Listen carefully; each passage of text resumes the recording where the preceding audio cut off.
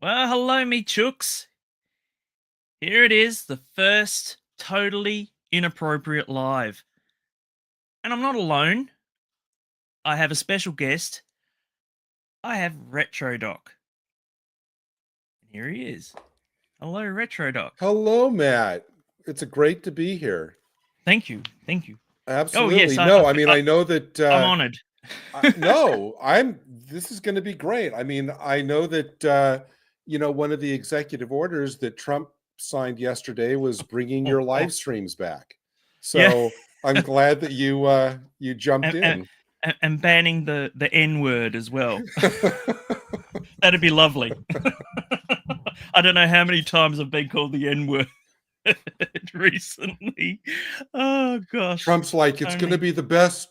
It's going to be the best stream ever. It's going to be the best stream ever. Yeah, Baron's watching. So we're here to talk about pickups for Blu-rays, because you are a Blu-ray connoisseur as well. I totally believe in physical media. Yes, absolutely. It's just wonderful to go, I feel like watching this movie. And then you can go over and find it and grab it. Everybody, pledges by streaming, but you're at the mercy of what they decide to take off and put on. It's so difficult now too. Being in Australia, we have less physical media now, except for a few boutique labels. Yeah. And so you have, Disney Plus, which is the only time that you can actually watch anything from Disney, because they don't release Blu-rays here anymore, or 4K. Yeah. So we're getting less, now. So it's the only way I can get these sort of things physically is if I import from the UK using Amazon or Zavvi, but we won't talk about that. But yeah, so and it's so I don't want to subscribe to all these new services that if I'm not using them, just for one movie, it seems pointless. Yeah, and the war is still going on, isn't it? The consolidation, there's still kind of like, you always hear about channels like dropping here and there, consolidating into each other. Who's buying what? Well, this is it. Yeah. Yeah, you got your Hulu going into Disney Plus here. So, and this year we're actually losing. Another one is actually separating. So we have Foxtel here, and Foxtel has a lot of the stuff from HBO. But we're going to lose all that content, because HBO is actually, your HBO Max. That is actually going to be coming on its own streaming service. So they're going to lose all that content. Yeah. So they're going to have less content. So they've literally just sold the business.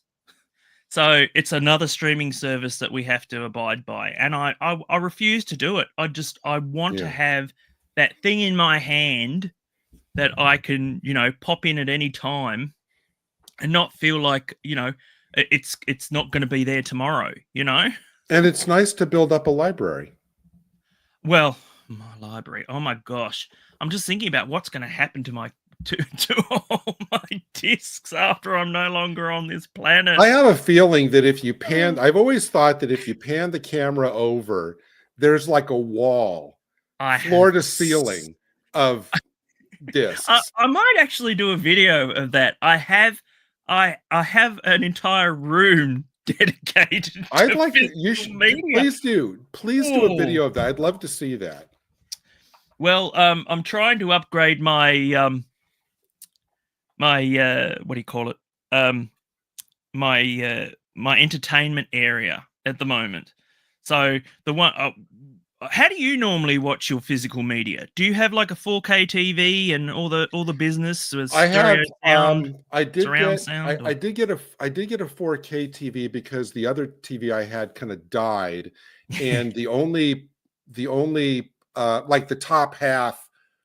The bottom half was fine, but the top half was wavy and went purple, and I couldn't. How old was it? I had that for about I mean, it was a good like 8 or 9 years, you know. Yeah, it So seems I actually looked into it, and it seems about nine years seems to be the limit.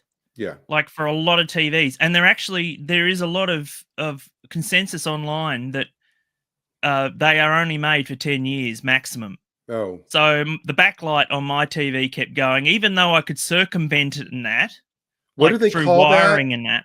Planned obsolescence? Is that the Oh, term for look, that and they? that's the thing. They also said that if you get a new TV and you like, oh, this brand's just awful, and it's like, I'm going to go to another brand because, you know, how Right. dare you just break down on me?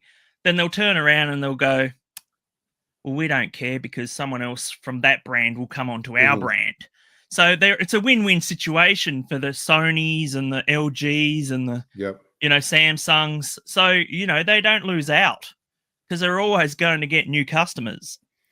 So Well, I had to get when I was looking for TVs, almost the big difference in my search this time, because I do like research and stuff, you know, because it's such a big cash outlay. Um, Most everything was 4K. I mean, regular non 4Ks were few and far between.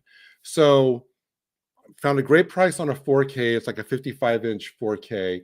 But then I also had to upgrade my region-free Blu-ray player to a 4K region-free Blu-ray player. And my soundbar was now incompatible with the TV. So I had to get the new soundbar for 4K. So we'll see. I mean, I was a yeah. massive fan of 3D. And I had one of the first 4K TVs that was also 3D. And like I said, I had that for 9 years before it went kaput. Mhm. And it was a sad day because I had these glasses and everything. I've got to throw them all away. I can't get them fixed. It's going to be more costly to get it fixed than it is to buy a new TV. And so, you know, it's just come to this mentality where, you know, we have these TVs that we can't, you know, we can't use, and it's just not fair, you know. So, you know, I think for you, so what's your brand? What brands do you use? Do you go for a particular brand or for your No, entertainment or? I think it's Sony, but I had great good luck with the other one. So I just kind of kept the same.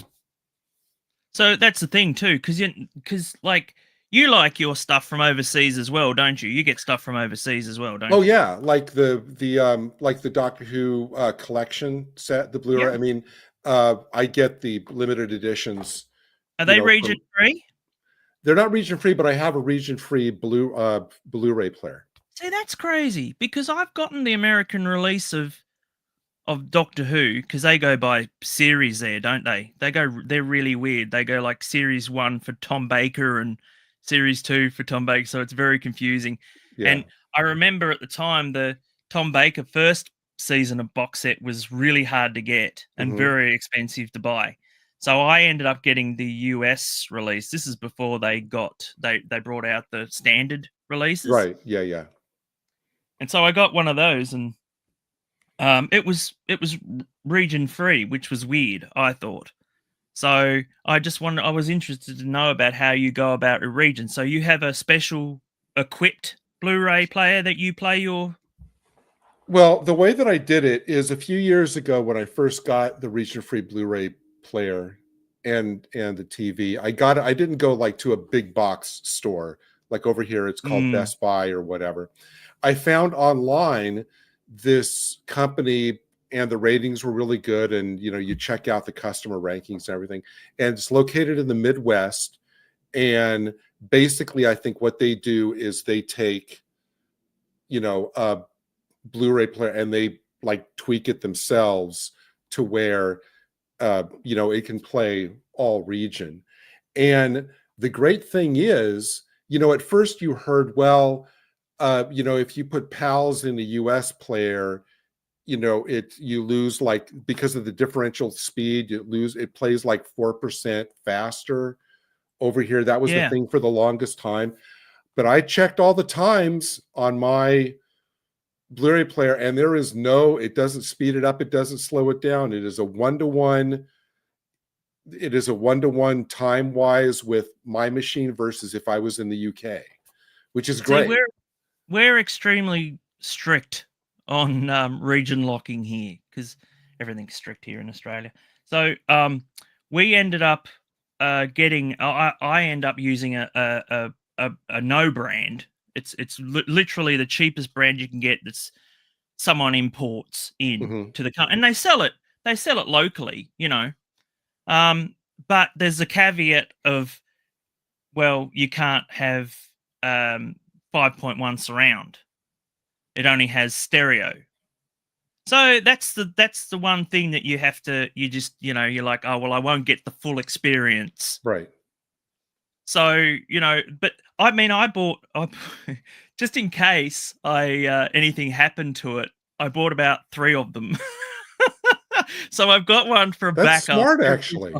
For a region free. And but yeah, it is good because I can have, I only pretty much buy American and, I started buying American in the last 12 months because I was always avoiding it because I thought, I'll buy locally as well. But since the UK is region B, which is our region as well, it's compatible. But I thought, well, I'll use one of the disc players and I'll just change the code to region A. So I just have this one to the side that is just region A, but it can play all regions if I really need to change it. Oh, you mean you change it yourself? You program it? Yeah. You actually, before you put the disc in, you can actually change the region. That's what you do on mine on the remote. You can either push the yellow, blue, or red, and it switches the same machine from region A to B to C. I never do C. I don't know what C is. Asia? Yeah, Panasonic is actually the one here that actually does change regions by if you do a little bit of like pressing the menu button continuously and all that sort of thing, it will actually read the disc eventually from another country. But yeah, it's just I'm interested to know what other people's setups are because, like I said, mine's.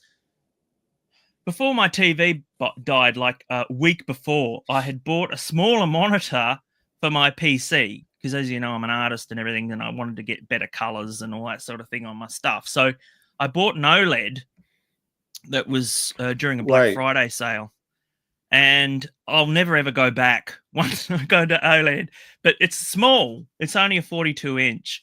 So I'm looking at the moment. I'm considering it's like, is it worthwhile going to, a bigger size, because to watch my entertainment, Yeah, I mean, the thing now, wait, so do you have like a little theater room to where you've actually outfitted it where it looks like you're walking into a theater? No, like some people have. I've literally got it. It's right in front of me now. It's part of my computer setup. So I've got my computer set up to the monitor as well. Even though it's not a monitor, it's a TV, but it actually LG, it's a brand, and so it's actually they actually make them. It's like they say it's not a monitor, but they make it for like as a computer monitor. So you've only got to turn it on and off and that. But like I said, I've been using that, and I kind of like, well, I kind of want to enjoy my movies a bit better than where I am, rather than having it in front of me. I'd rather just like have a nice screen, and I've missed all that because this other TV dying. 55-inch I had, now I've gone down to 42. So, it's like it doesn't feel like a cinema experience. And that's the thing, with I only have, I mean, it's a 4K TV, but I probably only have maybe at the most like a half dozen, 4Ks, because before I buy any kind of Blu-ray or 4K, I mean, I go on like and read the reviews like on BluRay.com or whatever, because they distinguish between, I mean, a lot of times, I mean, you'll hear about things like, well, the 4K is a good disc, but it's not really that much of an upgrade from Blu-ray. And so you kind of want to make sure that, like, for the size of my TV, you get to the point where, the TV can only see so much. So putting a 4K on wouldn't be any really difference from putting a Blu-ray on. So, I mean, if you and I had like 100-inch screens, like in a whole big viewing room that, you know, where the system could tell, you know, the 4K down to the nth degree, that might make a difference. But a lot of the times, you know, if I'm interested in a 4K, and it says, well, no, there's really not that much difference in Blu-ray. I won't put but if obviously 4K is like, wow, this is an amazing experience. This is the best this movie had ever looked, whatever. Yeah, then I'll probably. I've only ever come across one 4K that I could tell had been like massively upgraded. Yeah, see. The others I can't really see. I'd rather watch a Blu-ray, you know? I mean, if we had the huge screen, we could probably tell. Like 75, 85 inches, whatever.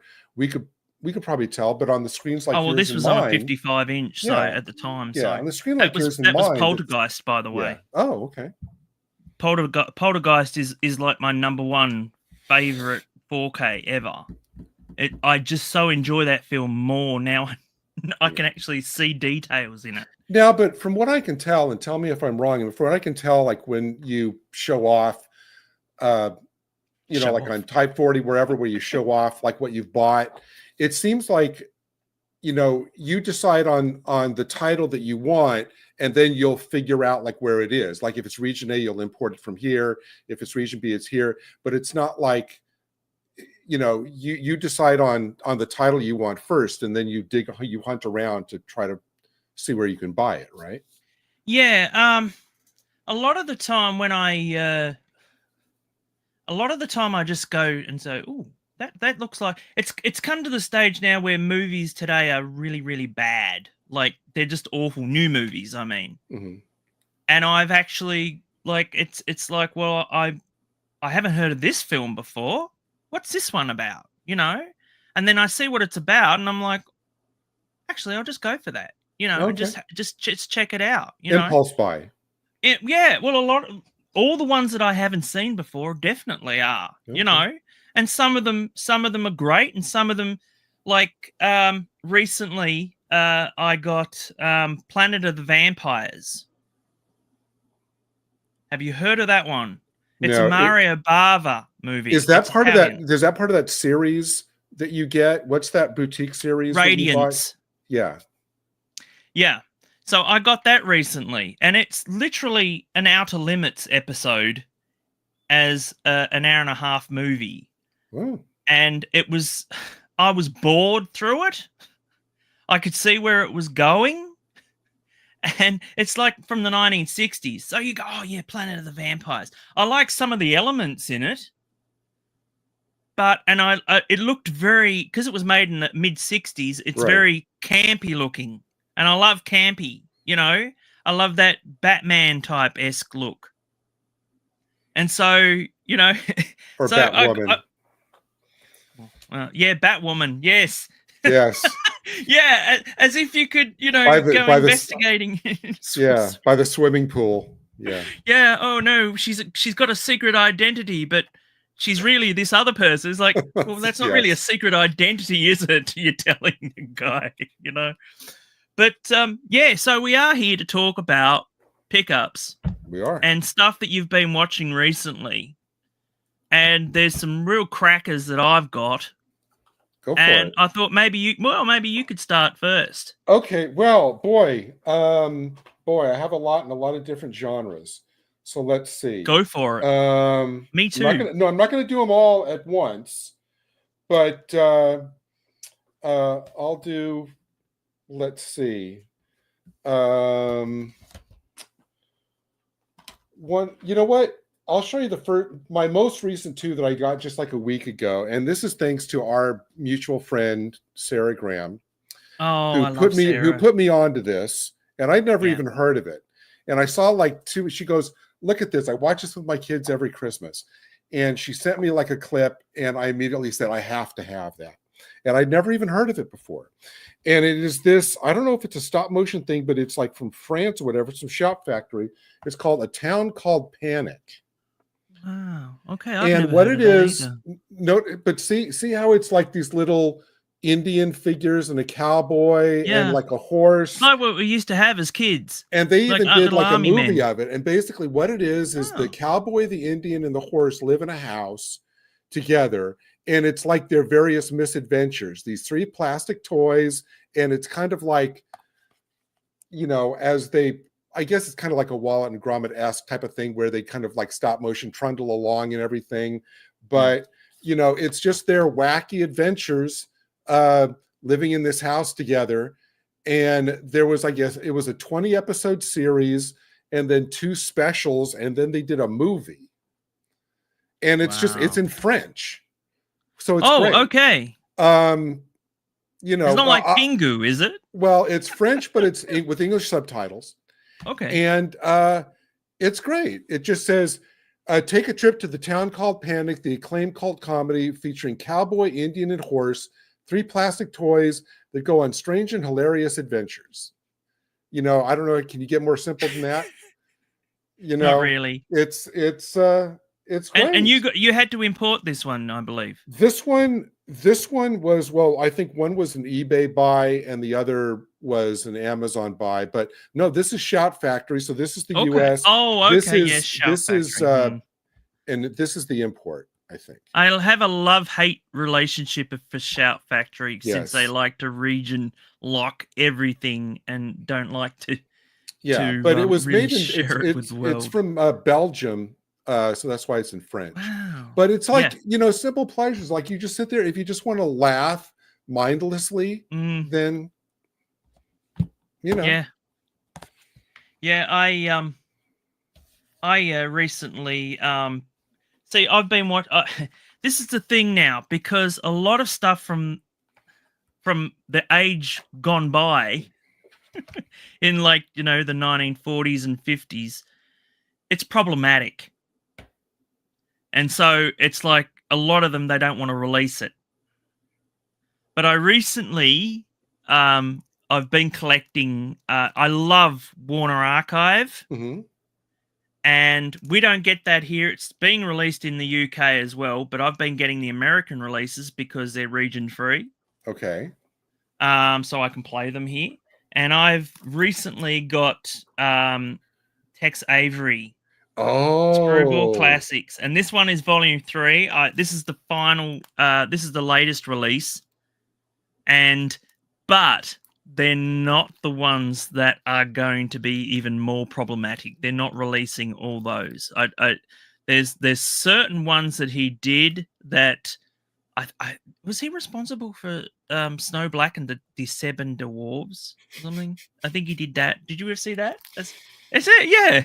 I don't think that showed up in the rotation when I was a kid. It's a banned cartoon. It's a banned cartoon.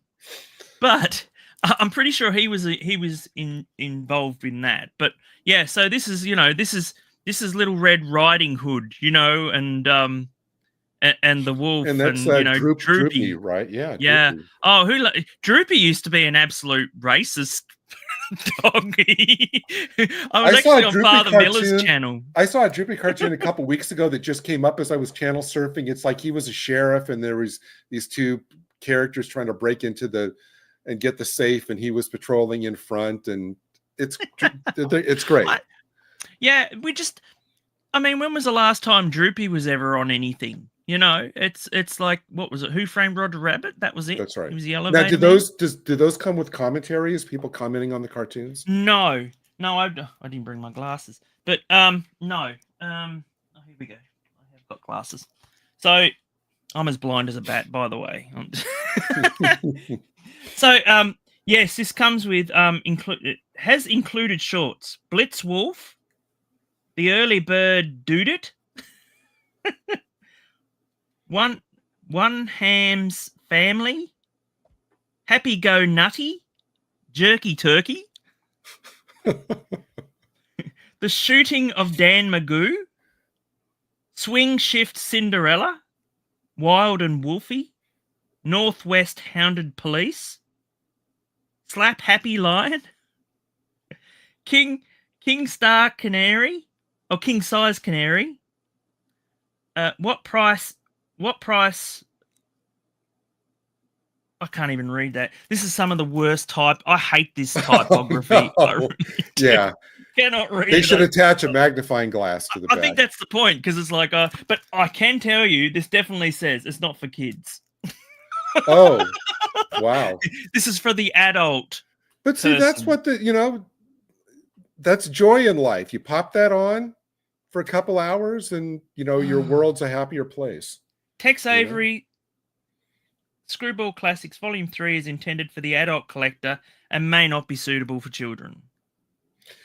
Mummy, why is that black man doing this? Well, oh, boy. You can see it's going to be problematic. That's like the one that I have on that, when they released the Johnny Quest. I love that. And it says, Johnny Quest is presented as originally aired, is intended for the adult collector and may not be suitable for children. Yep. Is that crazy? I think it's because like a couple of lines that Ray says about, you are right. Hey, actually, whatever. Yeah. If you don't know, they were actually edited out of the DVD release. Yeah. So, but this is the thing with Warner Archive. They don't edit, I believe. Yeah. So they get it straight from the source as well, because that is pristine. I love the look of that. I've recently ordered the Top Cat collection, and that's coming very soon. So that was on sale, and I was like, I've been waiting for it to come on sale because I wasn't going to pay the amount that they wanted for it. Yeah, there was a couple of things that's worth cartoon wise that I got, like I think on Black Friday. I decided to get Josie and the Pussycats along with I don't have Josie that one. I have the space ones in outer space. I told you about that one because I said about the outer space one. I haven't got that one though. I've never seen that. This one? Yeah, I've never seen that. Yeah, no, this was the original, obviously. Like 16 episodes, because back then every Hanna-Barbera series was 16 or 17 episodes that just got replayed endlessly. Yeah. And then this was also 16 episodes. It's just a shame they don't actually play it on normal television now. But it doesn't. Well, they have a new channel over here called. Well, that's it. It's got to have a specific channel. Yeah, it's called Me TV Tunes, which is the retro Me TV. Sven Cooley. Sven Cooley is the old monster movie guy on Saturday nights. Yeah. Yeah. But no, this is available on. I have to. Well, this is the thing. A lot of things on Amazon in America we can't actually see. We only get to see what they want us to see. So a lot of it we can't just order. We just go, we want this, because we can't even pre-order or whatever from overseas. So we have to wait at least a week. Same with Doctor Who. Like in the UK, is that we have to wait around a few days at least after release for it to actually show itself on Amazon. And even then, it's exorbitant amount. So I have to wait a week or 2 weeks for the price to go down. There's some that I see and that I monitor and wait for the price to drop, and then it levels out and drops some more. Like the one that I got, you and I are both superhero fans. I had to wait until this price came down on Amazon as the Super Friends. Oh, I'm the same. Collection. I'm not paying. It's $188 Australian. I'm not paying. Yeah, but it dropped down. I first saw it, and then it was at one point it was like $40 below what the originally price was. They dropped it, and I thought, okay, it's probably not going to go lower, than $40 off. So I think the cheapest I saw it for was about 160, but I was like, you know what, still too much. I think, what's the exchange rate between you and I here? Well, if you buy something, it's probably about half. So I pay double of what you get. So whatever I pay is $10 is $5 your amount. So if I go over there with a lot of money, I'm gonna be pretty short. Okay, so as of today, $1 Australian is 63 cents US. Yeah. But even then, after that, it's all taken out with with people paying the exchange rate and getting the actual cash. Because everybody needs to take a piece of pie out of something. It's literally half of what And we you pay. got. I know that you said you got some other superhero stuff recently, right? I think we got the same ones. Okay. Like, did you get? Like, I got the Flash. The TV show. Yeah. I got that. I wait for it to really come on down in price before I get it, unless I really, really, really think it's worthwhile. Yeah, this is a great show. I mean, I don't know why. I think it was a victim of bad scheduling at the time, because they put it on a Saturday night. Why would they put it on a Saturday night? I don't know. There's one cringy scene in that pilot episode, and you'll know it. It's the one where his brother dies, and he looks up at the sky and he goes, "No!" And it's just so. It's like, and then like they take it off in Futurama and all this, and they're like, "No!" And it's like, every time I see it, it's so. I find it funny. Well, Darth Vader even did it didn't he go no? Yeah, when they told and that's another thing that happened later on as well. You know, they're still doing it. and I mean, it was solidly acting. I mean, the music obviously was like straight out of the Batman night. I mean, the aesthetic is very much post Batman '89. Yeah. You know, with the score and everything. But I mean, the first half of the series, I think at some point they must have gotten feedback either from the fans or whatever. It's like, you've got to include more of the classic Flash villains, because like the first half of the series is missing all of the classic comic villains, and then starting around the second half they start adding in like the Trickster. And Captain Cold and Heatwave and all that. You know, but well, I mean, he didn't exactly have the best rogues gallery. And I always thought it was a bit odd that they went for the Flash to have. Maybe it was the rights that they thought, oh, we can do whatever we want with the Flash. But it was also because I mean, they did come up with a lot of villains that weren't in the comics. Like there was that one that got trapped in the TV, and there was a guy that was in the TV, and he was sort of like a Max Headroom type villain, and there was that one where they met the Grey Ghost. No, it wasn't the Grey Ghost. Oh, the Grey Ghost was Grey Ghost was Batman animated series. But you're right. They did have in a couple of the episodes like an old hero that came and he was back. black too. Yes. You know, because and like he came back because his villain. That's what I said. His arch nemesis came back, so he came back. You know, I got the. I'm going to go to the old DVD set and see what that was. That was. Do you know what? That old DVD set is actually degrading. Yeah. Some of the discs are degrading. So that's the reason why I got the upgrade. Nightshade. That's it, Nightshade. That's what you're talking about, yeah. Yeah. It was good. I mean, Amanda Pays is in it, the gorgeous Amanda Pays. Yeah, I almost met her once, but she cancelled her because she's married to the guy that from LA Law, the actor. I know who you're talking about, but I can't think of his name. He was in he was the guy who was the dad in Psych. He was in. I haven't seen Psych, but he was in Tales of the Hood, from the Hood, as a racial guy. He was in that baseball movie, Memphis. I would say Memphis Belle. That was about the plane. No, not Memphis Belle. Maybe it's not Memphis. You mean the one with Charlie Sheen? Major League. That's it. Major League and Major League 2 as well. Corbin Burnson. That's him. Yeah, Corbin Burnson. So he was. She's married to him. I didn't cheat and Google that. If you ever want to get in his good books, he is a massive collector, and you wouldn't believe what he's a massive collector of. Lunchboxes. Close. Snow globes. Snow globes. Okay, well. He loves snow globes. Like his snow globe collection is massive. And whenever anyone goes to a convention or whatever, they always bring a snow globe for him. I'll show a couple of. I want to see more of yours, but I'll show you a couple that I know you have. Well, there's a lot I haven't revealed, so okay. I'll wrap up with my cartoons, the Filmation. No, you're right. This is the 60s one, which Yeah. is in many ways is Batman season 4, really.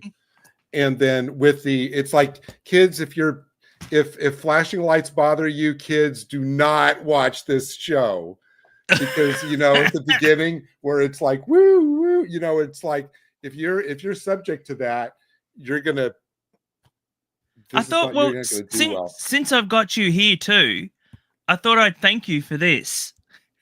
Oh, because you're very welcome. I've been meaning to get around to actually. I started watching it, and it is region free because it's just But this really disappointed me because if, as you know, the Superman discs didn't have it on there, and that was actually my favorite part of the cartoon. Even though I love the cartoon itself, yes, this was it was the middle bit that I always looked forward to. Yeah, but it's odd though, the one you're one you're talking about, which is where is it?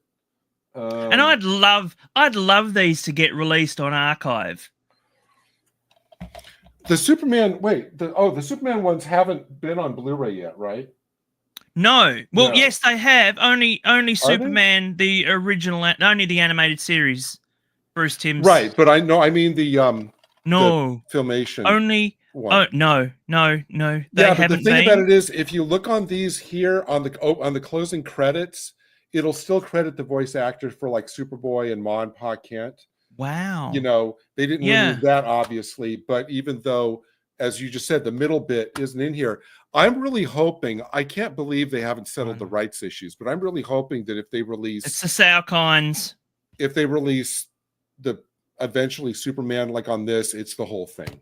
It's the damn Salkinds, I tell you. Once we get them out of the way, we'll be right. But until then...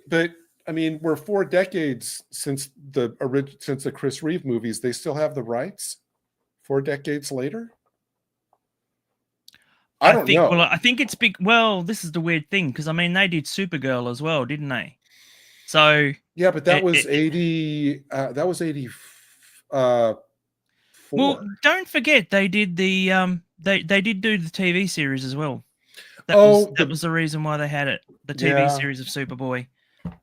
Yeah, but again, we're talking early 90s. Yeah. So there's those rights that they own. So I think so this is why the cartoon. Okay.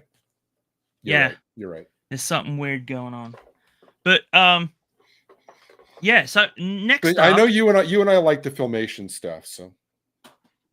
We do. I've always loved Filmation. I've always hated the fact that people call it shoddy and cheap and nasty. And yes, it was cheap because I remember with that Batman series that you had there, they would actually, with the Penguin, it would just annoy the hell out of me with being an artist and that with the Penguin, they would just, if they needed him to talk to the left or the right, his monocle would change sides. Oh, no. And so it's like you couldn't even bother drawing another penguin for that side. And remember I think the Riddler in one of these shows, it had it wasn't green, it was pink. Oh yeah, that was the New Adventures. The New Adventures. But I love that. I love that New Adventures. Even with Batmite, I love this. I think the music's great. I waited for years to get the DVD because I thought, it's at a reasonable price now. Plus, I got it with a pack with the Superman ones. And then you sent me a message about a week later saying, "Oh, the Blu-ray's coming out." Oh, I'm like, no, yes, that's right. I just bought the thing. Well, so there's only a couple more series that they need to release at the Filmation stuff. I mean, they need to release the Superman, and they need to release. There's so much truer to the comics. The Aquaman. Cartoon. I have that one too. I have the Aquaman one as well. That's the reason why I kind of like it when movies are released here because when we have a big tentpole movie like Aquaman or Justice League comes out, we're lucky because we may get a trickle of the animated series to promote it, like coming out on DVD or whatever. It took us like 20 years for us to get the Batman animated series to come out here on DVD. Yeah. It was you could get it, like I imported it like years and years before, and then finally it released. But unfortunately, like I said, Blu-ray is dead, and they think that these are just cartoons for kids, so they'll only release it on the DVD. I have a feeling, and then I want to see a couple more of your purchases now. I have a feeling I'm going to do that now as we get closer to June with the release of James Gunn's. I have a feeling I wouldn't be surprised if they announced the Filmation Superman on Blu-ray. So tie in. Well, that'd be nice. I have the Fleischer cartoons, but I've heard only bad things about that. That apparently they did the color grading wrong. I did read that too. That's why I stuck with my I think my Superman movie Blu-ray has all the Fleischer cartoons there, and so I'm not gonna. I couldn't really notice the difference. Yeah. I still thought it was quite nice and polished. All right, let's see some of yours. Okay, this one, I haven't revealed this yet to anybody, so this is an exclusive. Okay, but you'll know it. You'll know it. So I bought the DVDs about 3 years ago. Never watched them, and because I thought, well, they're never ever going to release the Blu-ray anyway, so I've still probably got the sealed copy of the series. But this is a TV series that we're all familiar with. Big in the 80s. It was massive. The A-Team. Oh! Dun, dun, dun. On Blu-ray. And this is a special edition.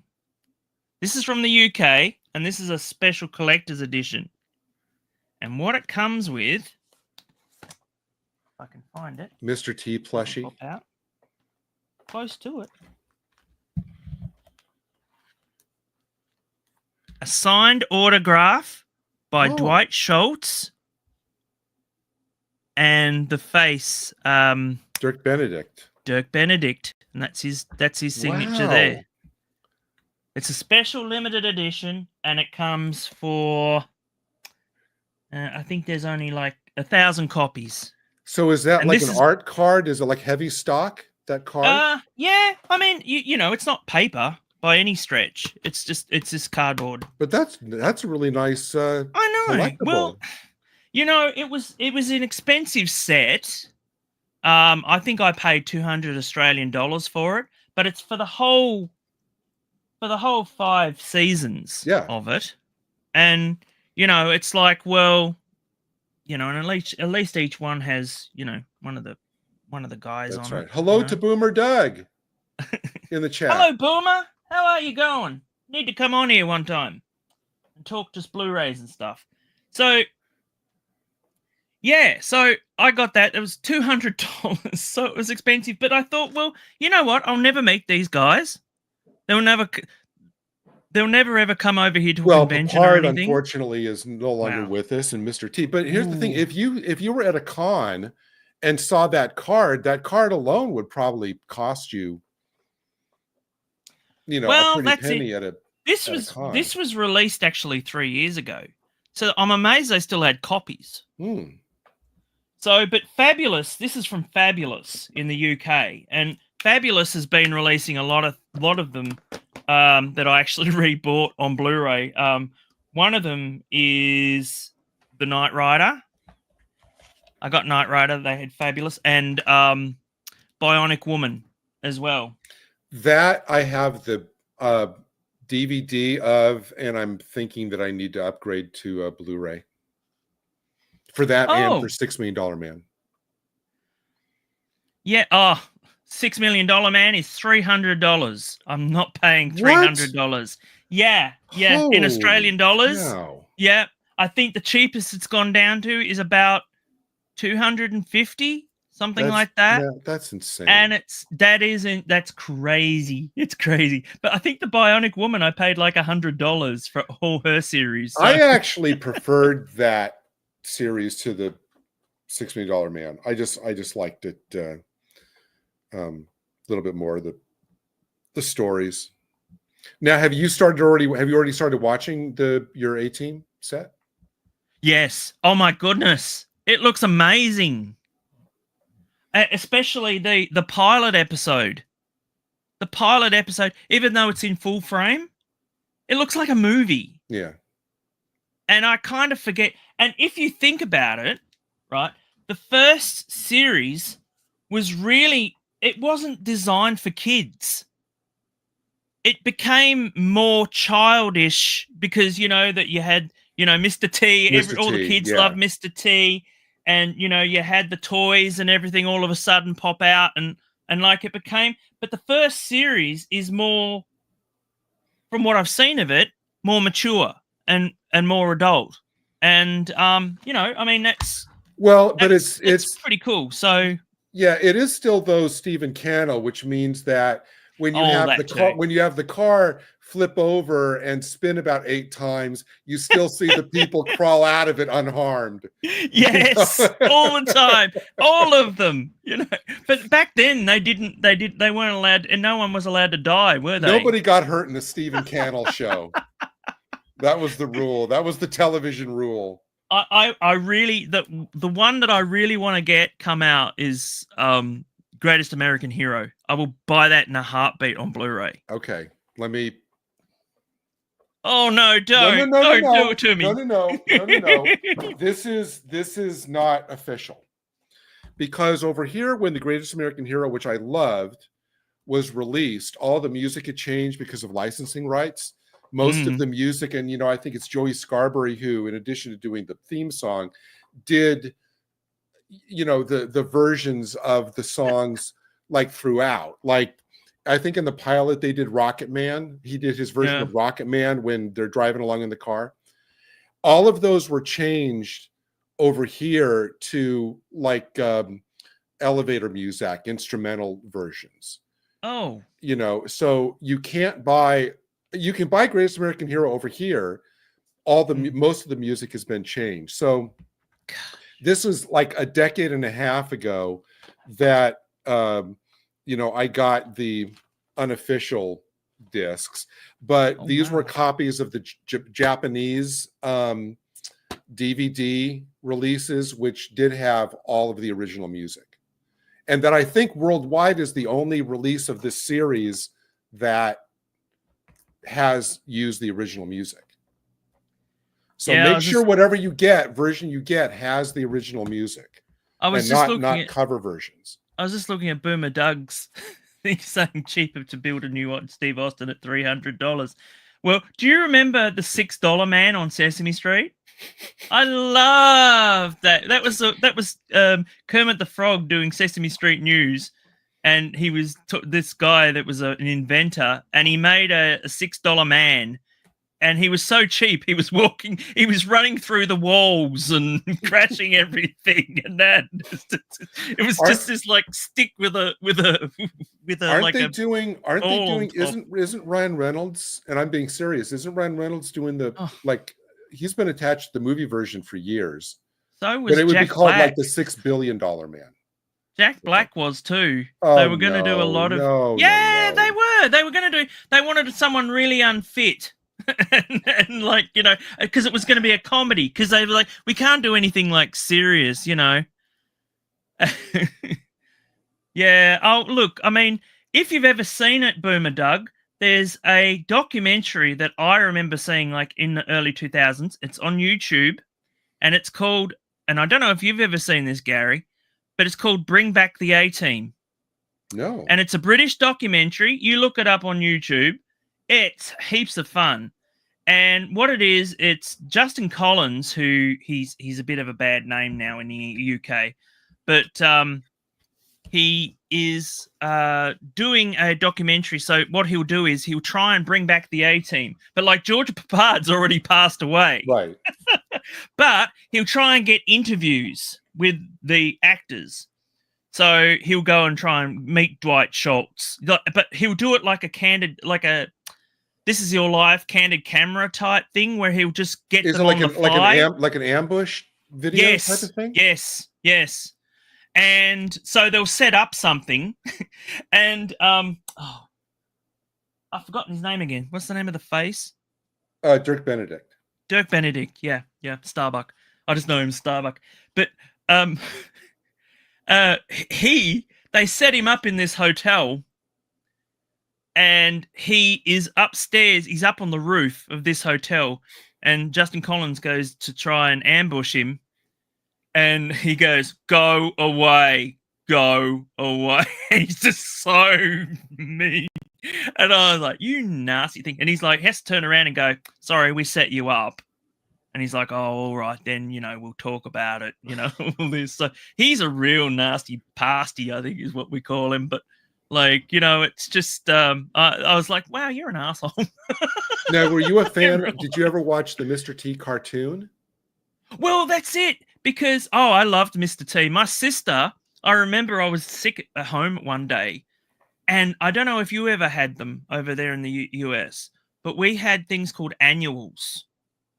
Like Doctor Who annuals. I'm really familiar with the annuals, but we never had them over here. But whenever I've been able to my find, sister gave me a Mr. T annual because I was sick. They had and I was like, annuals, and I remember being in bed reading it. It was so cool because I didn't know it was a cartoon. At the time, it wasn't we didn't have the cartoon here. And then it did come. And I was like, this is so cool, Yeah, I mean, sometimes if I can find like PDFs of the annuals, like on like internet sites that have, PDFs of old books and stuff. But no, I love the old British annuals. They did. His original name was Ralph Hinckley. And then after the attempted assassination, for a few episodes, they changed his to Ralph Hanley, Hanley. And then they did that for maybe 4 or 5 episodes. And then when it came back the next season, it was back to Ralph Hinckley. Hinckley's more nerdy. Yeah. Yeah, Reagan. Yeah. That's right. Yeah. So yes, check it out. He did a lot of actual back then. He did a lot of these sort of things where he did like bring back. So he did bring back Star Wars. He did bring back Star Trek, and he would try to gather all these actors together at the end to recreate, the TV series. Did Star Wars ever showed up. Did Star Wars ever go away that it needed to be brought back? This was during the prequels. So when the prequels were coming out, they didn't give a hoot about the original cast. But he did manage to get he got told by Harrison Ford's agents, stay away from Harrison. Yeah. Don't go near him. Do not even approach. So he just said Harrison Ford's off the thing. But he tried to get Mark Hamill. Mark Hamill said, "I'll only talk for 150 grand." So he tried to get money from people on the street to get 150 grand to talk to Mark Hamill. But he ended up knocking on the door of Carrie Fisher. Yeah, he actually went up to the driveway and was talking to his daughter, and the daughter said, "Oh yeah, no worries, I'll go and get Mum." Oh my gosh, it's great, and it has the best statue of Princess Leia that she owns. And when I heard she'd passed away, I was like, "What happened to that statue?" Because it actually comes. Well, it's actually, I Googled it because I was like, is this a real thing? She has a slave girl Leia that was given to her by George, a statue, small statue, but it has a removable bra. Well, now we know what George does in the privacy of his own. I was like, that's a strange gift to give someone. But yeah, it comes with a removable top, and it's full on, and it's like, wow, this looks like something from Japan. Yes, I was going to. Yeah.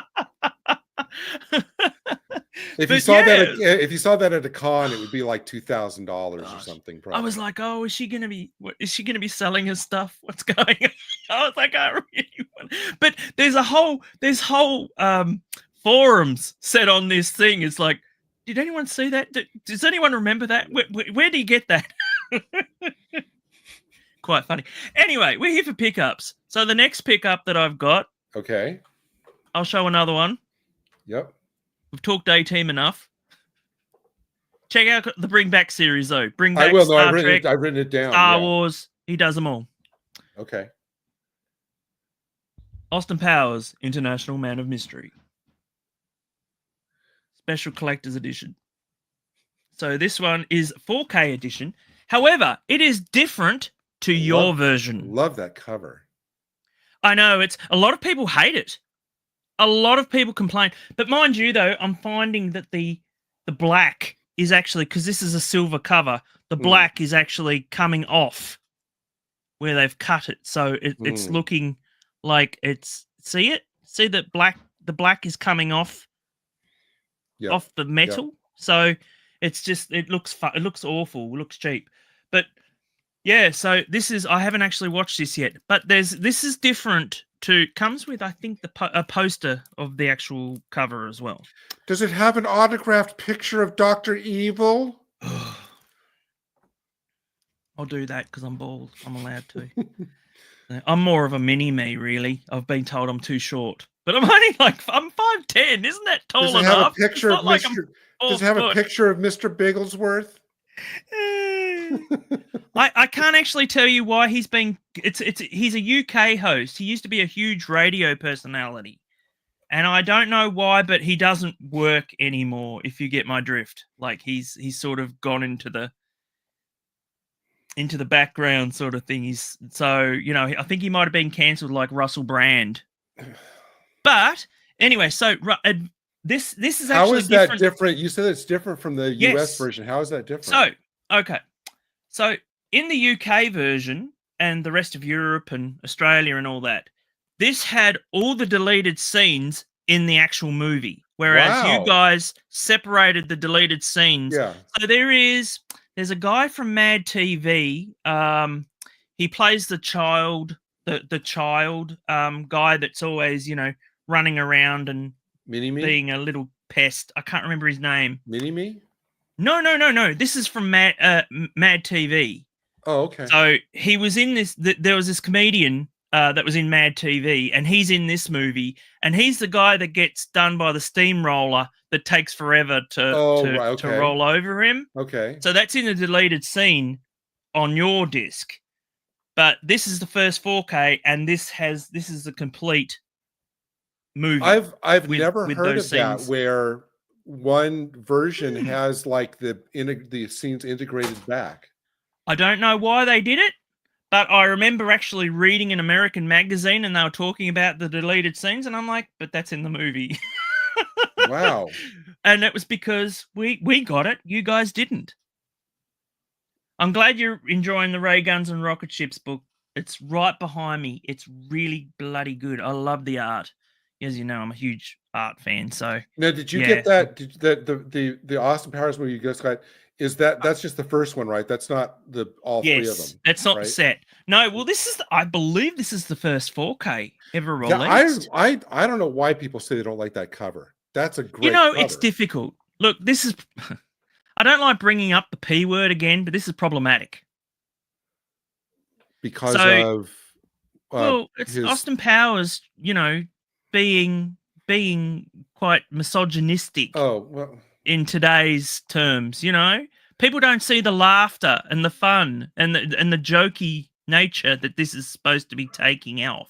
Oh, behave. Yeah, exactly. That's exactly right. No one cares about, and I think that's all going now anyway. And in the first movie, actually, it was a lot less blatant than in the other two. By the other two, it got just ridiculously blatant. Yeah, but it was fantastic. I mean, would you get it now today where he'd go, "It's a man, baby"? Yeah. And he'd rip off his mask. That wouldn't happen. Not in a day. Every time that they talk about someone that's of a different different whatever they are, I always, if they're on X or something like that, I'll always use that GIF.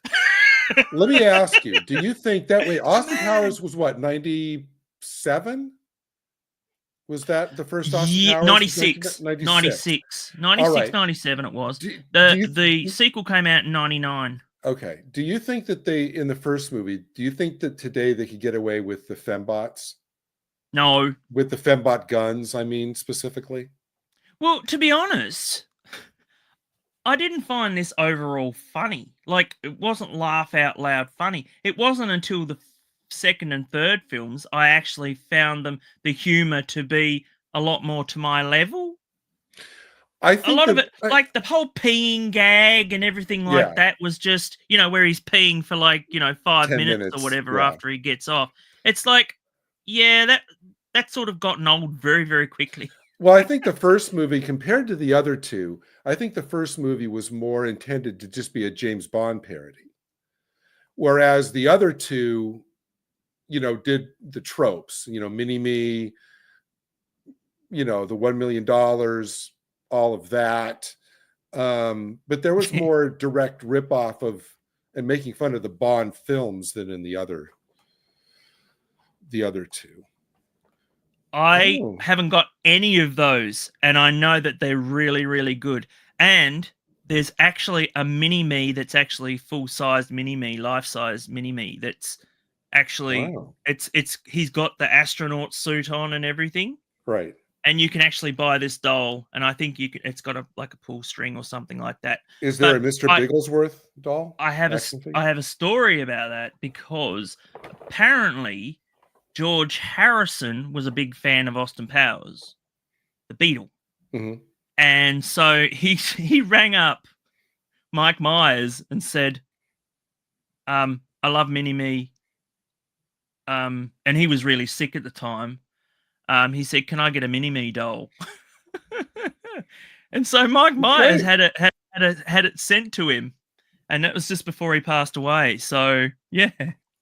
But, they're great figures if you can get them. They're really expensive now. Really expensive probably now. rare. I'd love a fembot, but that's not going to happen. I wonder if they have a Burt Bacharach action figure.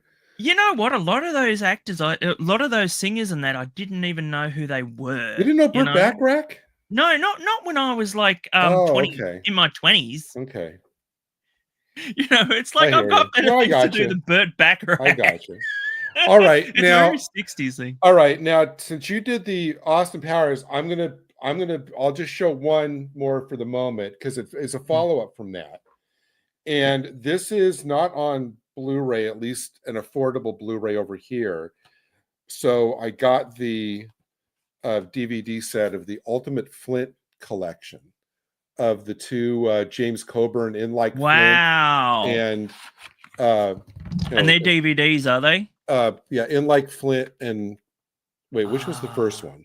I think it's In Like Flint. In Like Flint, and maybe I don't know. And I love the art, the groovy kind of pop art of the. And I guess there was a TV movie. This is what Boomer Doug's is saying about Myers. Says he was influenced by Jason King and Derek Flint.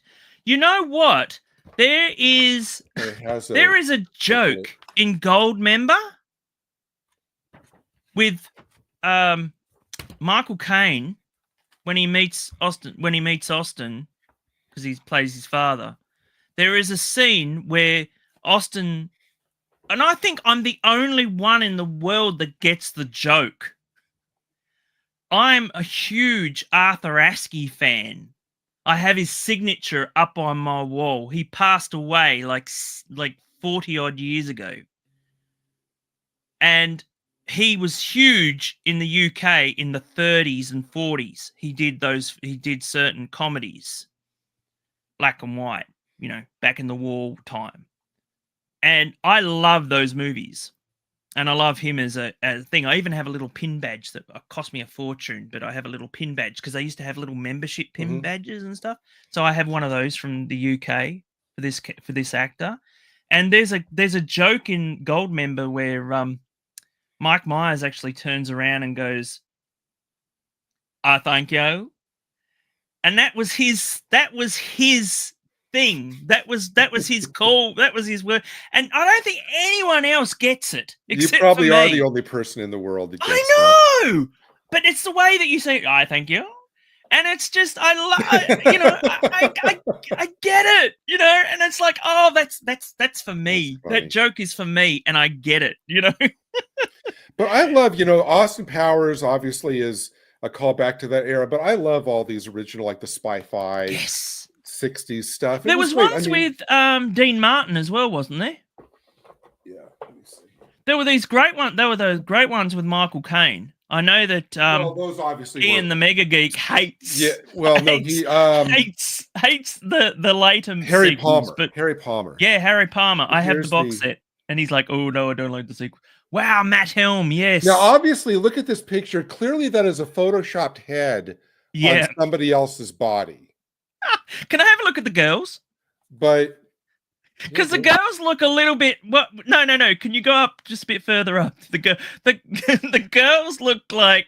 What the hell are the girls? Now, this is Sid Charisse, who is a famous actress dancer in 40s movies. She was on the she danced to the opening credits of the first movie, The Silencers, and I think these are just kind of generic models.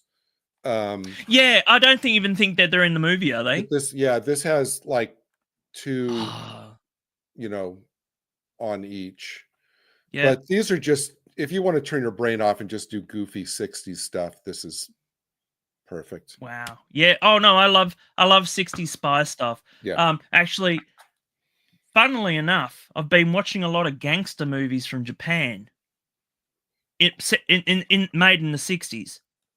And they take it's strange since they're gangster, but I actually really enjoy like watching them because they take it like, even though they're a gangster, that they're more spy driven. So they've got like, you know, they go around and they're like bang, bang, bang, you know, and they just do the whole James Bond type thing, you know, where they're wearing a yellow tuxedo and they're just, you know, they're very suave and they go to the swinging dance halls and all this sort of thing. So, you know, and it's that sort of stuff I love, you know. All right, now this isn't a new purchase, but since you like the genre, I'm going to recommend these to you. Maybe you've heard of them. I love these. These aren't really widely known, but that's good to know. David Tennant actually got the joke as well, which is strange. But okay, well, there you go. I don't know if you've heard of this. There were two movies. I guess this character that's been around in novels since the 20s called named Bulldog Drummond. And this is a movie. They did two of these. This came out in 1967 called Deadlier Than the Male. And this actor, Richard Johnson, who plays Bulldog Drummond, who's like an insurance investigator / James Bond type character, was actually offered the role of Bond before Sean Connery. Wow. Oh, yes. This is a very, I mean, this is not a campy. This is kind of a straight. I think I know the actor. Elke Summers in it. This actress Sylvia Kosh, you know, Elke Summers was in the in that Matt Helm one too, Matt Helm movie. And then so this is very good. It's called Deadlier Than the Male. I think this is one of the best like non-Bond 60s spy movies.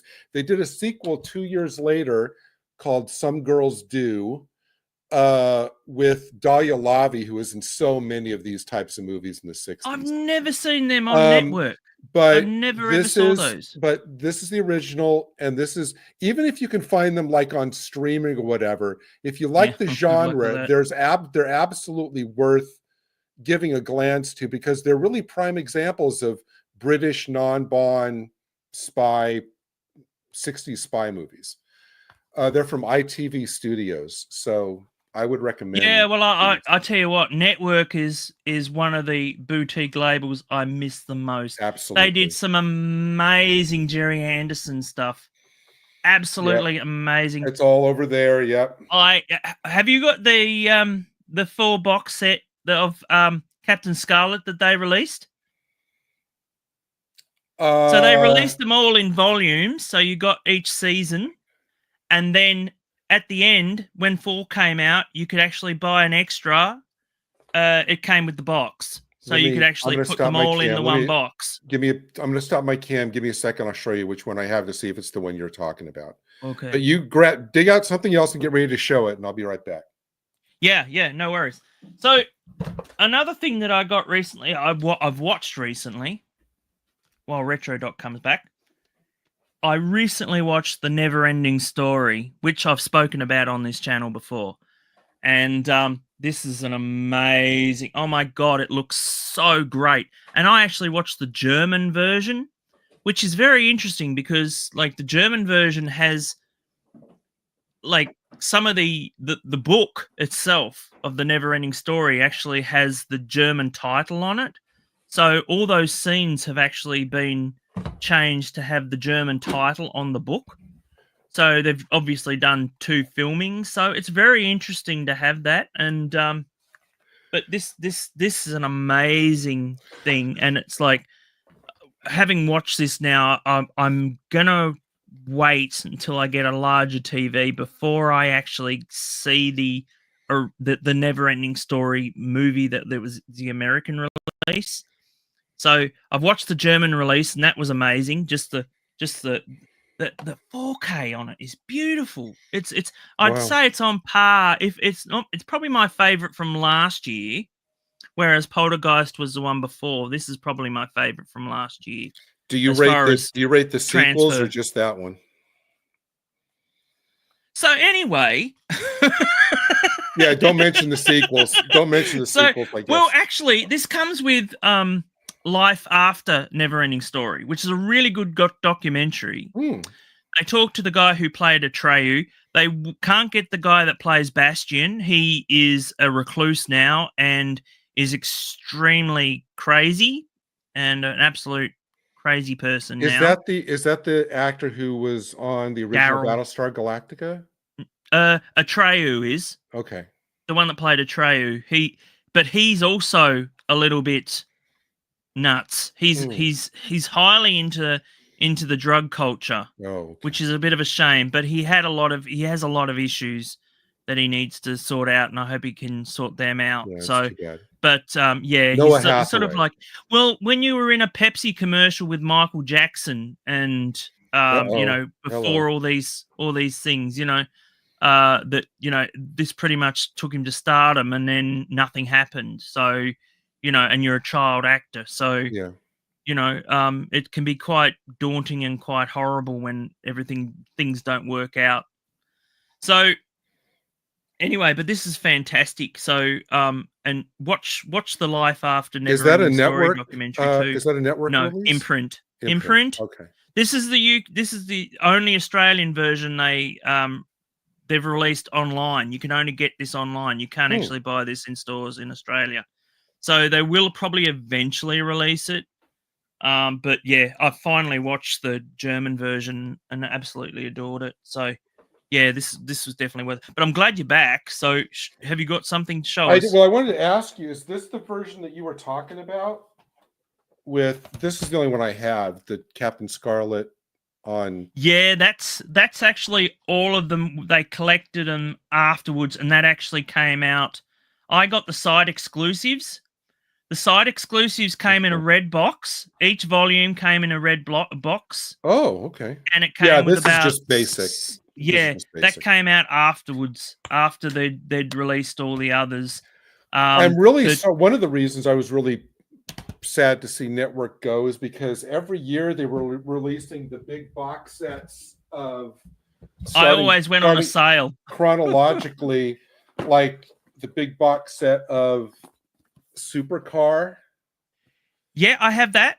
And then I have that Fireball XL5.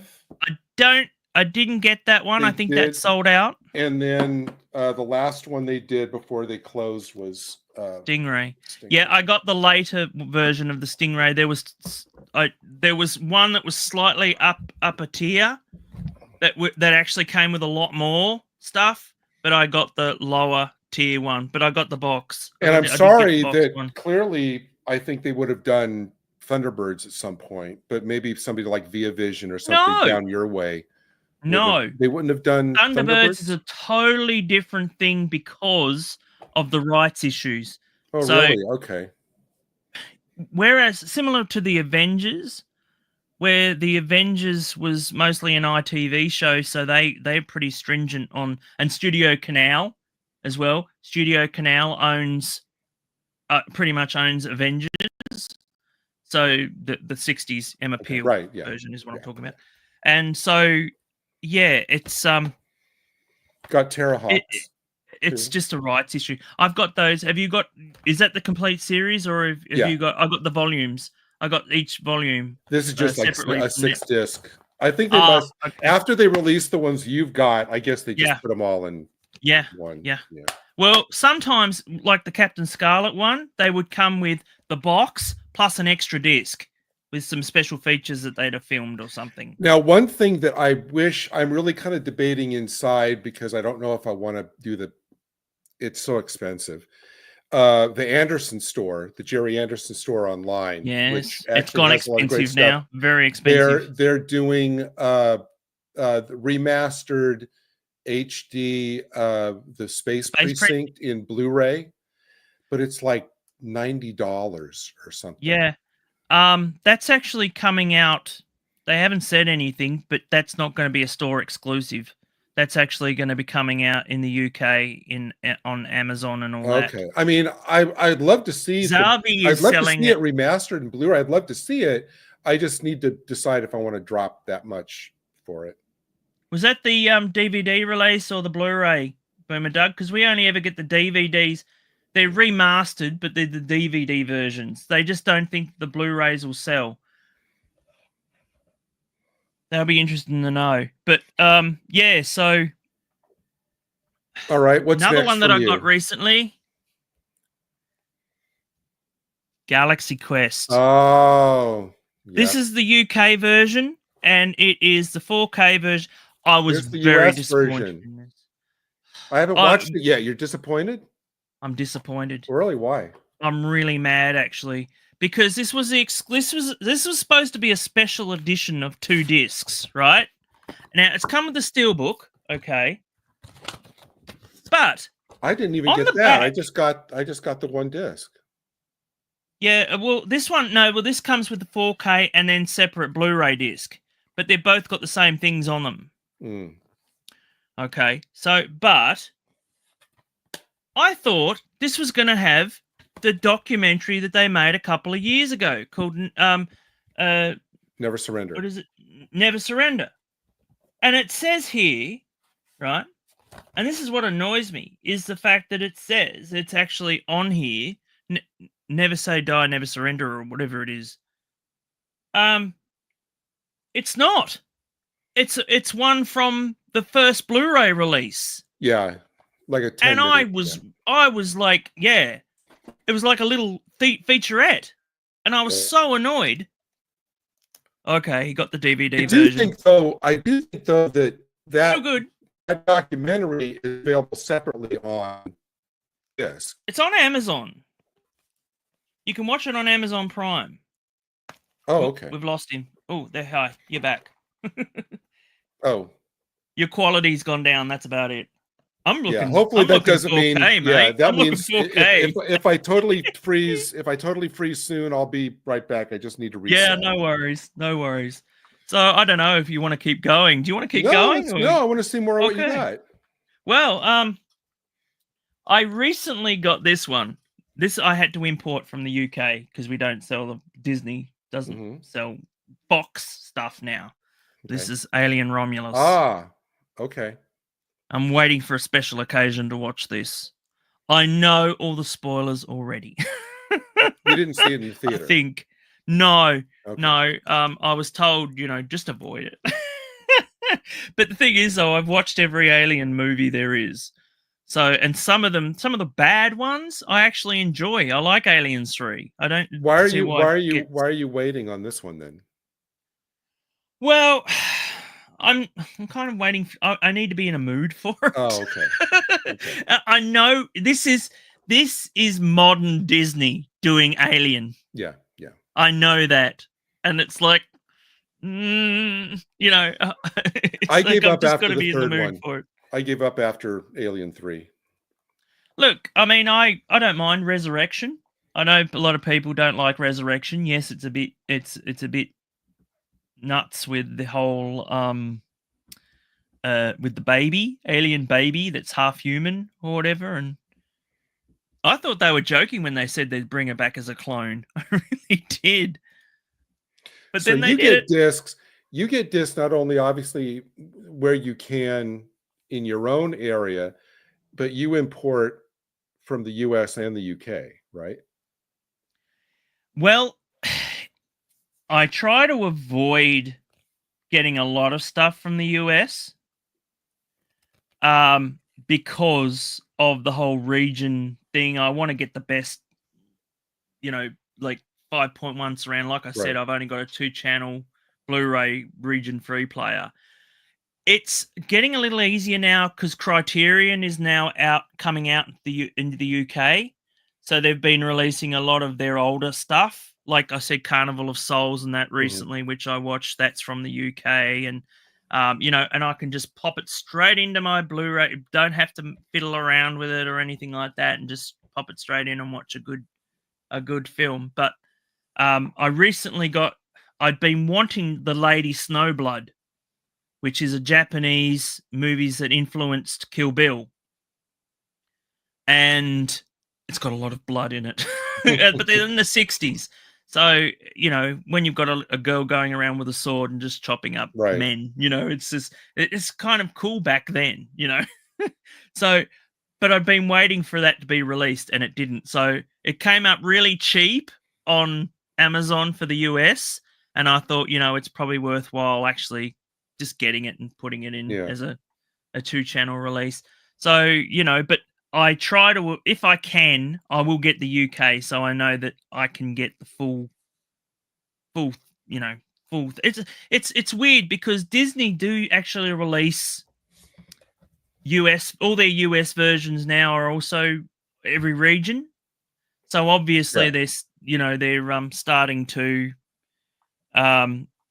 pretty much put down everything around the world sort of thing as far as releasing worldwide. I mean, I think the last release that they ever did, they never released Deadpool and Wolverine here, but I didn't go much on that film anyway.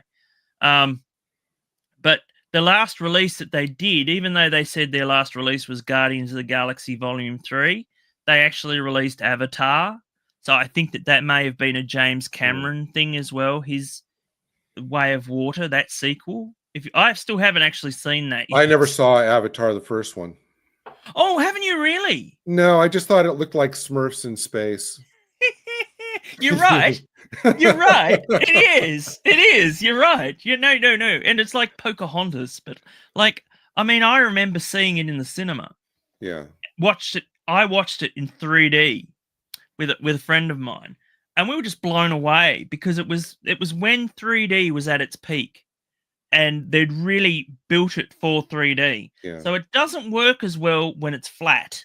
It's a flat 2D thing, but I've got the sequel there, and they released the sequel in 3D as well, which unfortunately I didn't get time to because by the time I bought it, my damn 3D TV died on me. But well, apparently he's working on part 7, isn't he, or something like that? Oh, this is the thing. Avatar was a good movie. Well, not a good movie, but it was serviceable. But it didn't need a sequel. It didn't need to continue. That was it. A one and done. It didn't. It's like Titanic 2. It's just like, no. If they never put the life jacket on it. If Hollywood never made sequels that didn't need to be made, there'd be about 50% fewer movies that came out. Wow. It took them how long to do Gladiator 2? The only 4K, I think the only 4K that I bought recently, I bought this over Christmas, and I'm not really sure why, just because I wanted to get something with all the specials, is the 4K of Barbarella. Well, this is the thing. I'm going to see if I've got And I know that there's like a super upgraded version than this, which has like art cards and steelbook and everything, but I didn't need all that. I just wanted the... There is one more movie that I thought I had it here. Oh, here it is. Okay, get ready for this. All right. This is the one we're going to... I really wanted to highlight. Okay, today. Good. So, From Beyond in 4K. H.P. Lovecraft's From Beyond. You've never seen this film? I'm trying to think. Was that a... Barbara Crampton? Okay. She was the one in And what's the one? Reanimator is the one I'm trying to think. Okay, yeah. Because it's got Jeffrey Combs. This is the one they made after Reanimator. Okay. Not long after Reanimator. Well, it's a great cover. They made this. It is. It's a fantastic cover. And like this is a special collector's box set. And this has HDR in it too. So it's just not just a 4K. It's very purple, as you can see. When you open it. So have a look at that. So there's that. And then when you turn it around, they're all normal. Oh, that's great. And then they turn into... And Barbara Crampton in this, whoa, you know, when she suddenly gets into BDSM and all this weird stuff, you know, and like... She did a lot of those. I forgot, like, I remember Reanimator and seeing Reanimator and her being on the table. I don't know if you've ever... Have you seen Reanimator? A long time, just once. Well... Because I wanted to see Jeffrey Combs... who was in Deep Space Nine and stuff, and I wanted to see like something else he did because I loved him in Deep Space Nine. That was one of the movies that I used to see in the horror section at the video store. Remember video stores? And it was like one of those ones that was like, oh, that looks really, really gross and really horrific, and I don't think I'd like that because even then I didn't like horror movies. Yeah. But when I got up to a certain age, like in my 20s, I thought, yeah, I need to start watching horror movies and that. So that's what I ended up doing. So I love it. So yeah.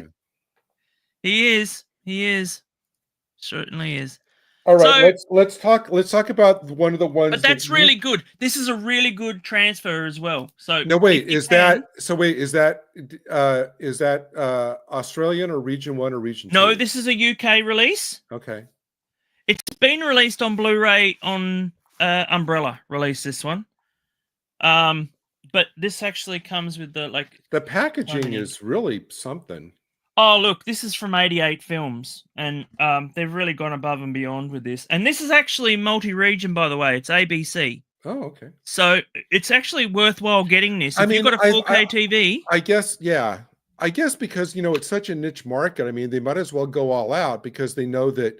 The nicer it is, the nicer their niche market's going to want it. I like with the discs, they've actually done the same thing what they did with the covers. Yeah, that's very cool. They switched it around, and it comes with the poster, and the poster is also the same. So the poster's double-sided, so it has one with them as freaks. This movie goes into areas that I never expected. And Barbara Crampton actually posted something, I think, once when Stuart Gordon passed away, who was the director of this, because he did Reanimator as well.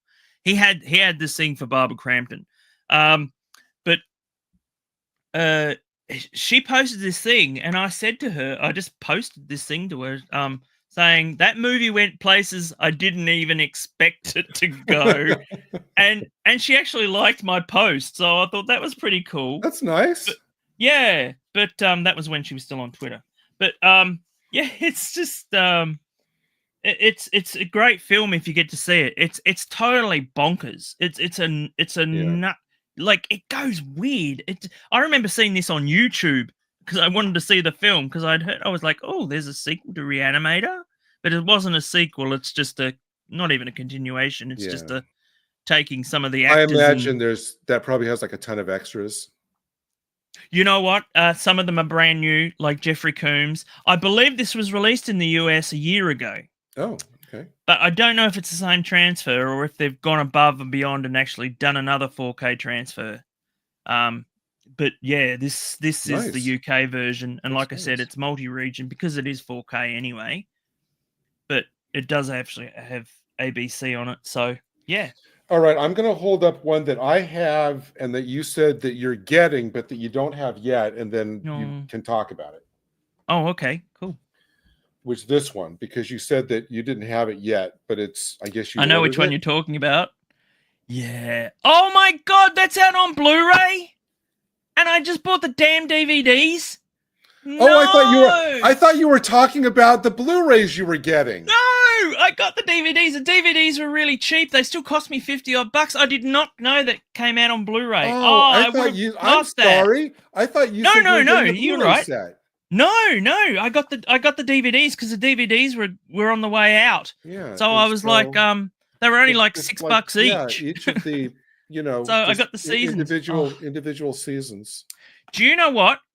I don't know if you're aware of this, and this is why I wanted you to bring it up. That's fantastic, though. That is fantastic. I would actually buy them again on Blu-ray. I never honestly thought they would be out on Blu-ray. The people that released here in Australia the Hogan's Heroes DVDs, they released Rawhide on Blu-ray the first season, but they never ever, and it was worldwide, like this was the first time it had ever been done, but they never ever released any of the later seasons. So they've kind of gone back to the DVDs now, although they're the same ones that do the Bewitched and the I Dream of Jeannie. I've ordered the I Dream from Via Vision. I ordered the I Dream of Jeannie. It hasn't come out yet. Vision own imprint. They're the same company virtually. I'm thinking, I don't know when they're releasing it, this month or next month, but I ordered the I Dream of Jeannie thing like 4 months ago because they said it's limited. So okay. Yeah, I mean, it's strange because they said that for the Never Ending Story, and I thought it was a site exclusive, and it wasn't. It was actually in stores, and I could have got it at a really big discount. So I was a bit annoyed by that, that I could have got a huge discount on it when it came into normal stores, because it came with the book. And I thought, oh, that'd be exclusive, site exclusive. And for the US and all that, yes, it is a site exclusive because they can't go into a physical store and buy it. But for us, it came out, and I was like, oh man. Tell me what you love most about this series. Okay, so I kind of like the story behind it, like Bob Crane. What happened to Bob Crane afterwards? Yeah, that was terrible. And yeah, have you ever seen the photos, the infamous photos? No. Okay, so there you mean in the hotel room? No. So if you don't know, Bob Crane was murdered. Yeah. But they never ever found the killer. That's right. And he was hugely into movies at the time, home movies, because video was just coming into its infancy, but it was becoming kind of popular in the late 70s. And he had gotten very, very interested. There are interviews with him. One of his last interviews is, what are you into? What are you doing now, Bob Crane? And he's like, well, I really like video. But he never actually went on about why he liked video. Yeah. So he used to like, he was actually filming himself in adult movies with other women and that. And one day he did something he shouldn't have, and he was murdered. Yeah. But they never found the killer. Right. So there are autopsy photos out there. Oh no, I've never seen. It's weird. I never used to be into grisly stuff, but he was actually like hit in the back of the head. And it's sort of like, JFK type, where you see those. So he's on the slab, and it's really awful.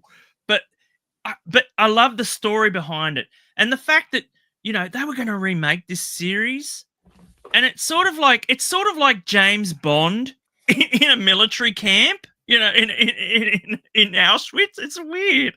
Well, and of course, you have the teapot. Werner Klemperer, who played Klink. Obviously, he only took the job because he said Klink he can never succeed. He always has to be the object of fun and ridicule. Well, he was in the Holocaust, wasn't he? That's right. That's right. He never won. John Banner, who played Schultz, was he Jewish? I think was too. Werner Klemperer was. Yeah. I don't think John Banner, who played Schultz. See, he saw the joke in it. He saw the taking the but he said he would only do it if they were made objects of fun. Ridicule. If you watch the show clearly, and then you don't get this in an info dump, but it's clearly kind of implied and stated somewhere that Schultz and Klink were not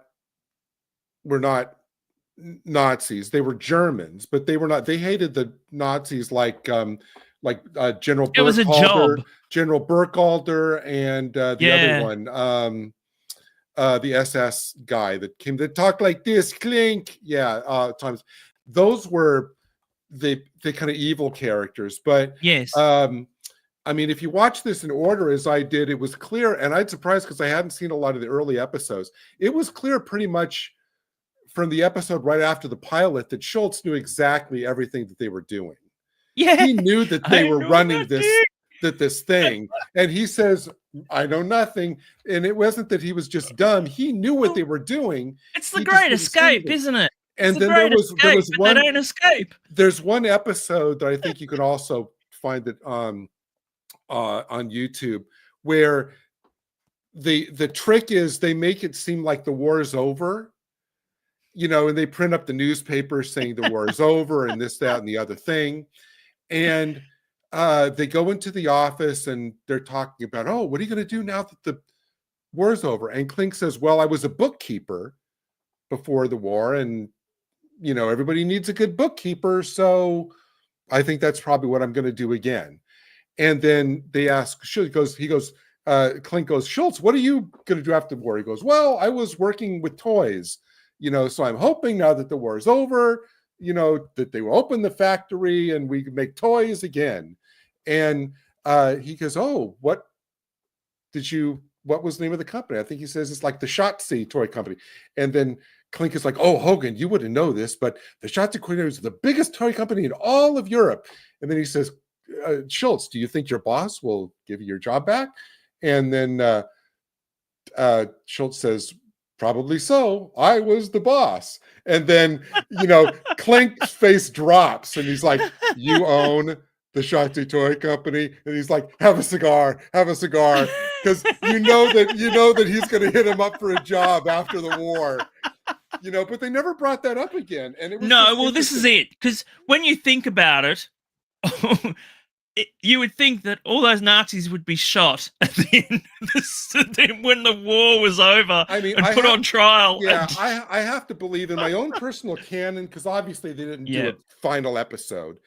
I have to believe, and I think it's clear from the relationships. I would think that after where Hogan probably got Klink and Schultz out. You know, you have to remember as well. Because I really honestly do, because they weren't. Colonel Klink survived. Yeah. 20 years later, he ended up on Batman.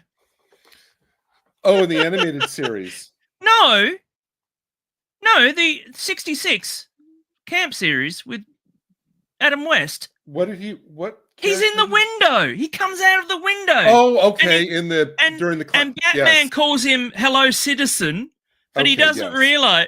And he says, "I'm undercover." Right.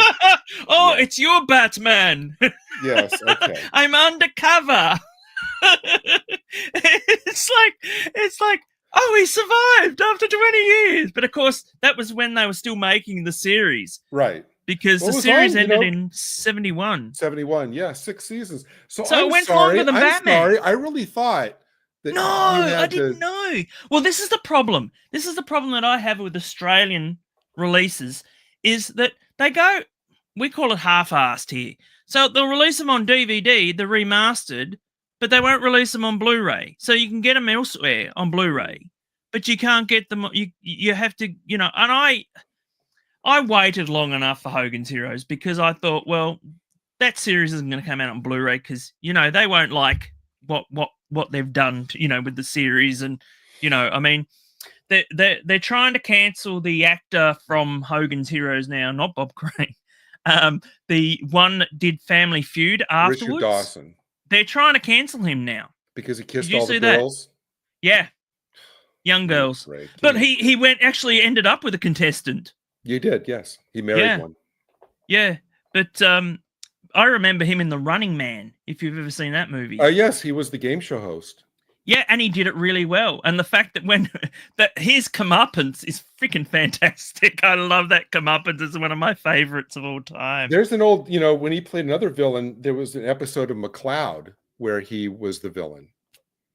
See, I don't have McCloud. I recently, when we had a store here called Big W, and they got out of DVDs completely and Blu-ray. So they had this mass sale. Now, the one that I ended up getting, besides the Lucy show, which I've never seen, not I Love Lucy, the one she did after that. The second one, yeah. Yeah, I got a big box set for like $40, and it was really, really good. But there was another one, Rock Hudson, and he plays in Macmillan. Is it Macmillan and Wife or something? Hang on. You have it. This is why we have Gary on the channel, because he has freaking everything, and he thinks that my library is massive. Yeah, that's the one. I got the complete box set for like. Yeah, I ended up getting these. You'll notice, and I got these from an Australian company, and I can't think of the name. Madman. That's the same one I have. Madman. Yeah, Madman. Yep. So I have the big box. Do you actually have the box, or did you get them separate? No, just I got the box. And then we'll have to do. We will have to do in future. Like, we would just have to talk about TV shows and that we can, or watch a particular pilot episode or something. Oh, absolutely. And talk about McLeod was 7 seasons. I never got that, but I know because I used to watch him on Gentle Ben. Oh yeah, that was right before this, and then also the 2 seasons of To Go with Your A Team. Wow, Banachek. I remember. I was really worried because he was in an episode of, I believe, Diagnosis Murder just before he passed away, and he did not. And it was like this was when they started doing pilots and that in the show, and because I used to love Diagnosis Murder, me and my mum used to watch it all the time, and they were bringing back old characters and all that. I don't know if he was playing Banachek in this, but he was in Diagnosis Murder, and he had put on so much weight. He was almost unrecognizable. Oh my gosh. I loved Banachek because it was like impossible mysteries that he would figure, like impossible crimes, like how was it done? And it's the same with this was actually really successful, and it would have gone on for a 3rd season, but he was in the middle of getting a divorce at the time, and he didn't want to give his wife, who he was divorcing, a share of the profits. Yeah. So he stopped production because he didn't want her to get more of his money. He would be cancelled.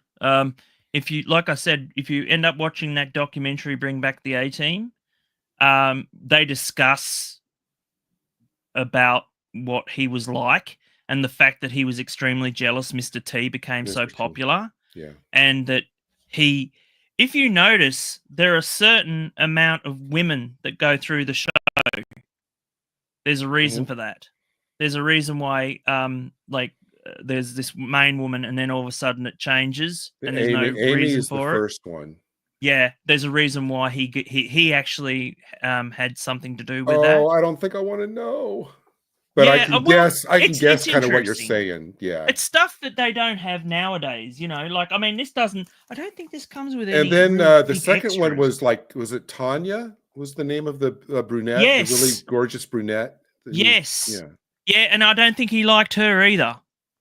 So, but he was trying to use his muscle as a big star because it was supposed to be his vehicle, you see, and it became the vehicle for Mr. T. I mean, could you remember Mr. T, the toys? There was breakfast cereal. There was Mr. T. I had like I said, I had an annual, and it was crazy. George Papard never got a Saturday morning cartoon. Nope. It's really weird. You remember the action figures? I had the, I don't know, I think it was Galoob, but I had the small ones. I had the small ones that had the little, they had bolts in them, where they were multi moving and all this, and they were really tiny. They were a lot smaller they were like the Battlestar Galactica ones, the very small ones. And black hole ones as well. So they were really tiny. And so I had all those, and I had slightly larger ones. And for some reason I ripped off George Papard's head, and I could never get it back on. But anyway, so he's still headless somewhere. And but I had him and I had Mad Murdoch as well. Oh, okay. So I had Dwight Schultz. But yeah, the I thing had about those this figures. show, I mean, Banachek as a character is one of the most like sexist. I don't want to say misogynist because he loved being around beautiful women, but he was the most sexist, one of the most sexist characters. This is such a politically incorrect show. Today he'd be gay and in a wheelchair or having a cane or something. But all these, like I said, all these at the time, because these were never released in the US. And isn't that crazy? At the time, time I wanted to, you know, I just ordered them off, you know, from down your way. Just give me a minute. I know I shouldn't go anywhere, but can you take over for just a minute? Oh, sure. And I will bring something that you would absolutely love and you probably have never seen before. Okay. So just give me a second. Hi, everybody. I guess I'm here with whoever's watching and Boomer Doug. Thanks, Doug, for being here. Appreciate your interest. But you know, the great thing about these sets from Madman is like the extras. I love when they do extras, like the booklets, whenever there's like great background booklets and stuff. And like for McLeod, you know, they do things where there's like, you know, a history of the show, which you would never get this kind of stuff in the US, you know, to this extent, where there's like whole essays about the history of the show. And even Macmillan and Wife. I'm back. No, I was just going to say the great thing about that you would never get in the US, like McLeod, look at this, Matt, you get like these booklets with these essays about the history of the show.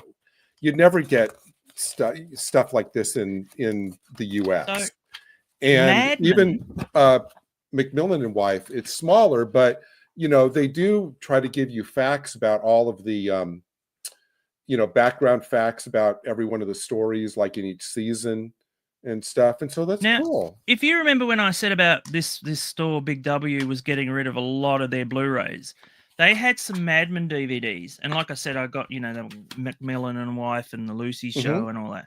Well, they had a small, they would actually sell also packs of 4 different series together in an episode.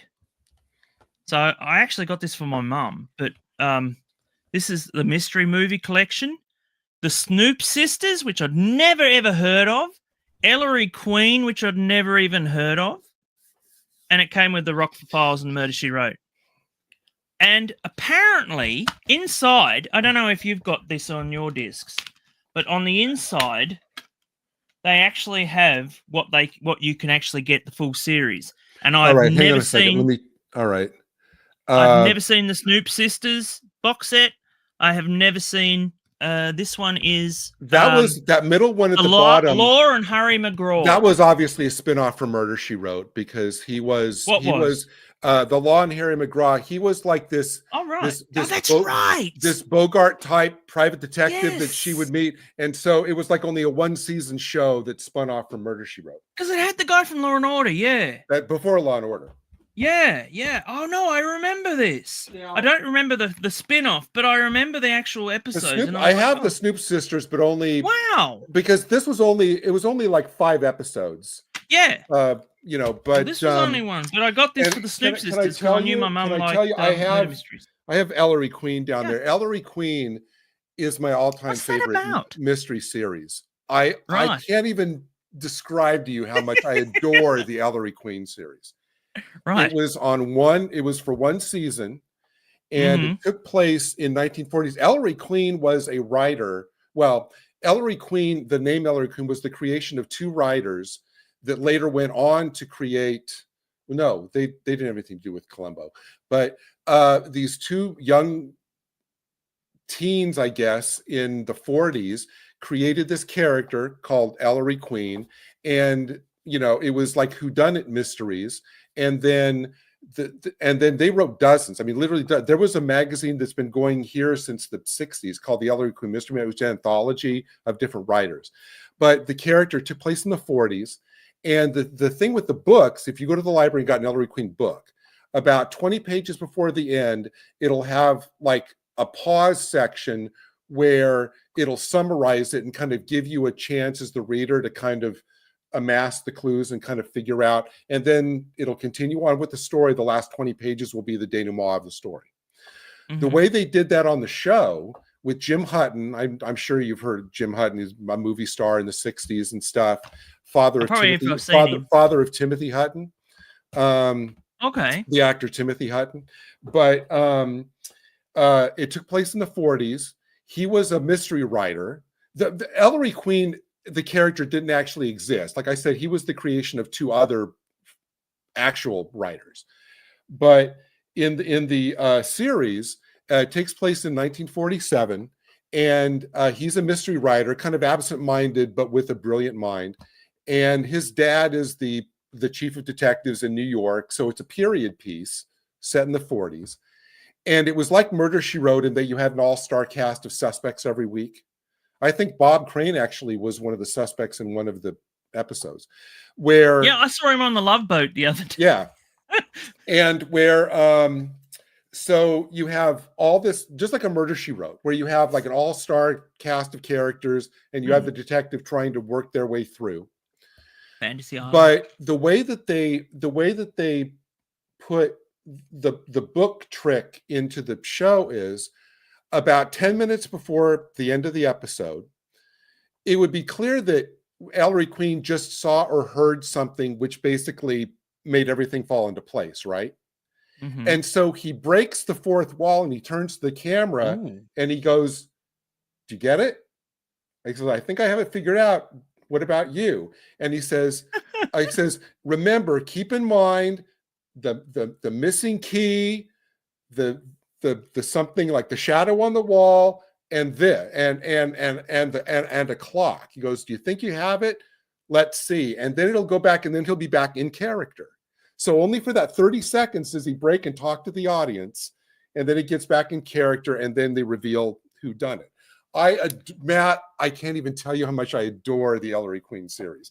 That's so funny. I probably have to try and track it down on eBay. Now, it's weird that they have something as high. It's weird they have something as high profile as the Rockford Files in a set like that.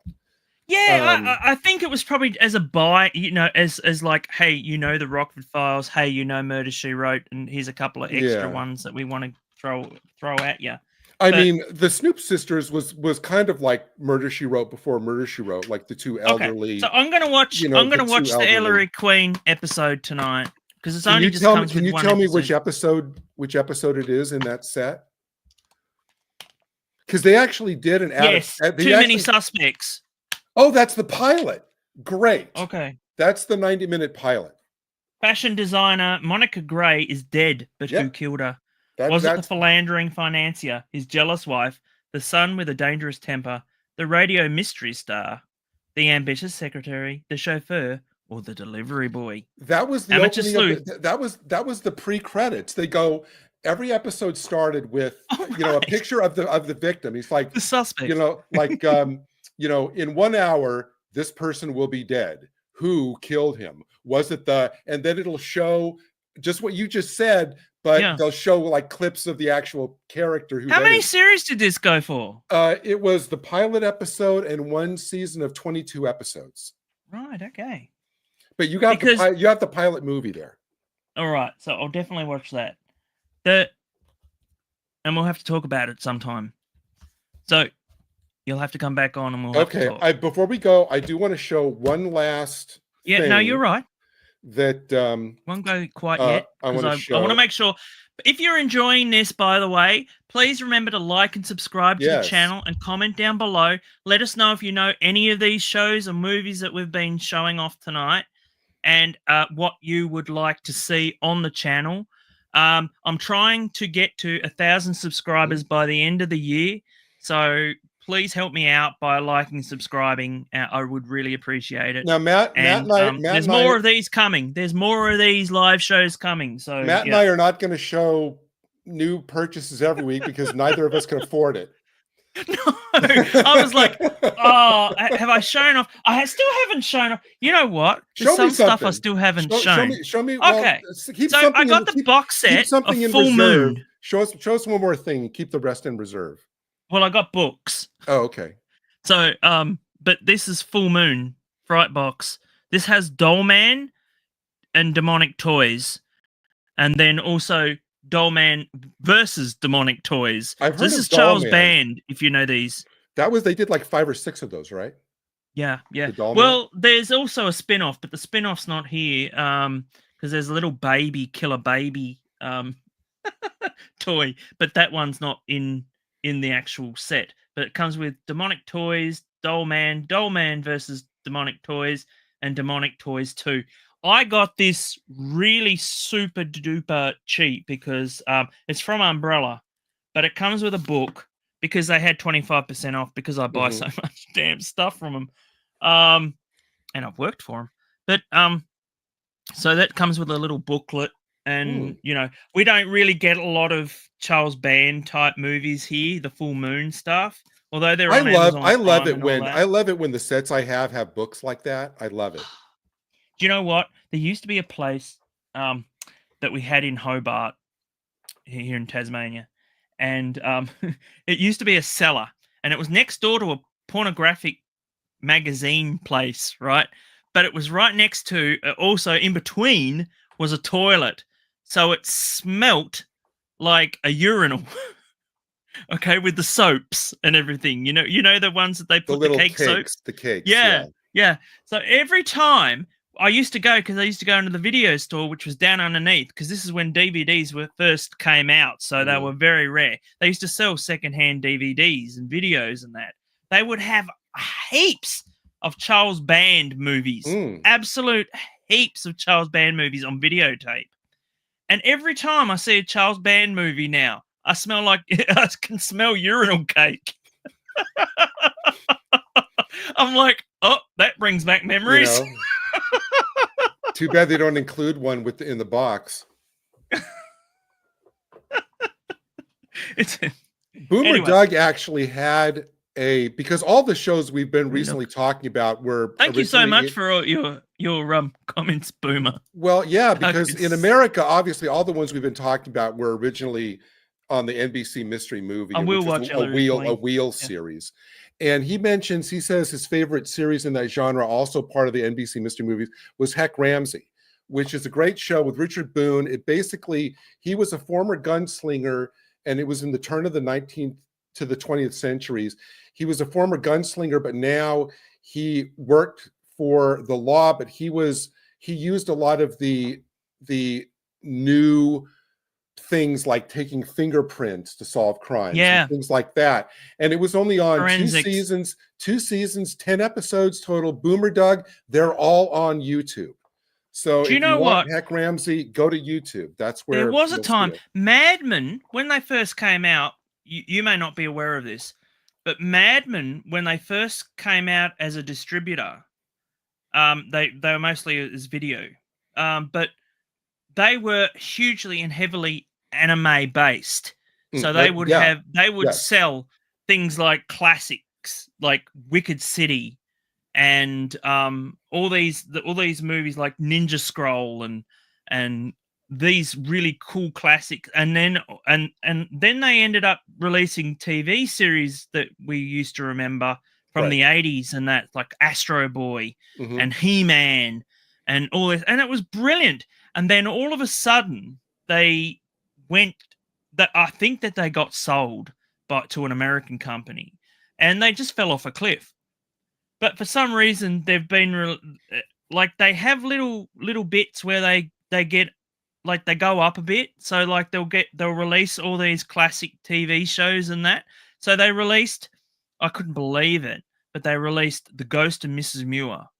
I loved that show as a kid. They released the 2 seasons of that. Yep. I used to watch that on the ABC. That was that, Doctor Who, and My Favorite Martian. And they used to show them all the time, constantly. I had occasion for some reason to go onto the Madman site. I just wanted to kind of check in with them a few months ago, and their website looks completely different from how it was when I bought all of these. Yeah, because they've sort of got a thing with Crunchyroll now as well. So they've gone back heavily into anime, and they're releasing a lot of crap anime. So that's why I said I haven't watched a lot of anime recently. I love all the 80s stuff and the 90s stuff. Well, I'm going to try the ones you recommended on your other stream. Oh, Dan those myself, yeah. And Sandland. Yeah. Literally, both those have like it's like night and day. It's so weird to be actually entertained, even though a lot of the references and everything I've found out later after I've watched the episodes. It's like what's that all about, you know?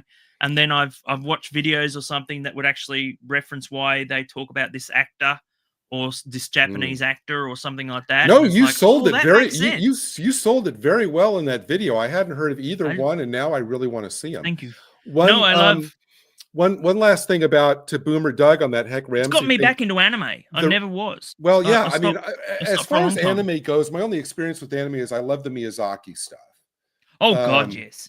But I've got the boy in that. You have a much. I really wanted to talk about American movies. Yeah, you have a much broader. Because I've got Trump on my thing, and a lot of people took offense to that, but they didn't realize it's about America. This whole thing is about American pickups, and we've done pretty well focusing on American shows. Yeah, there's only a couple of non-American things, but the reason, by the way, Boomer, that Heck Ramsey will probably never be on DVD, I mean, is that, and my guess is that, you know, if you remember back, it was like the late 70s or the early 80s, there was that massive fire in the Universal Film Vaults.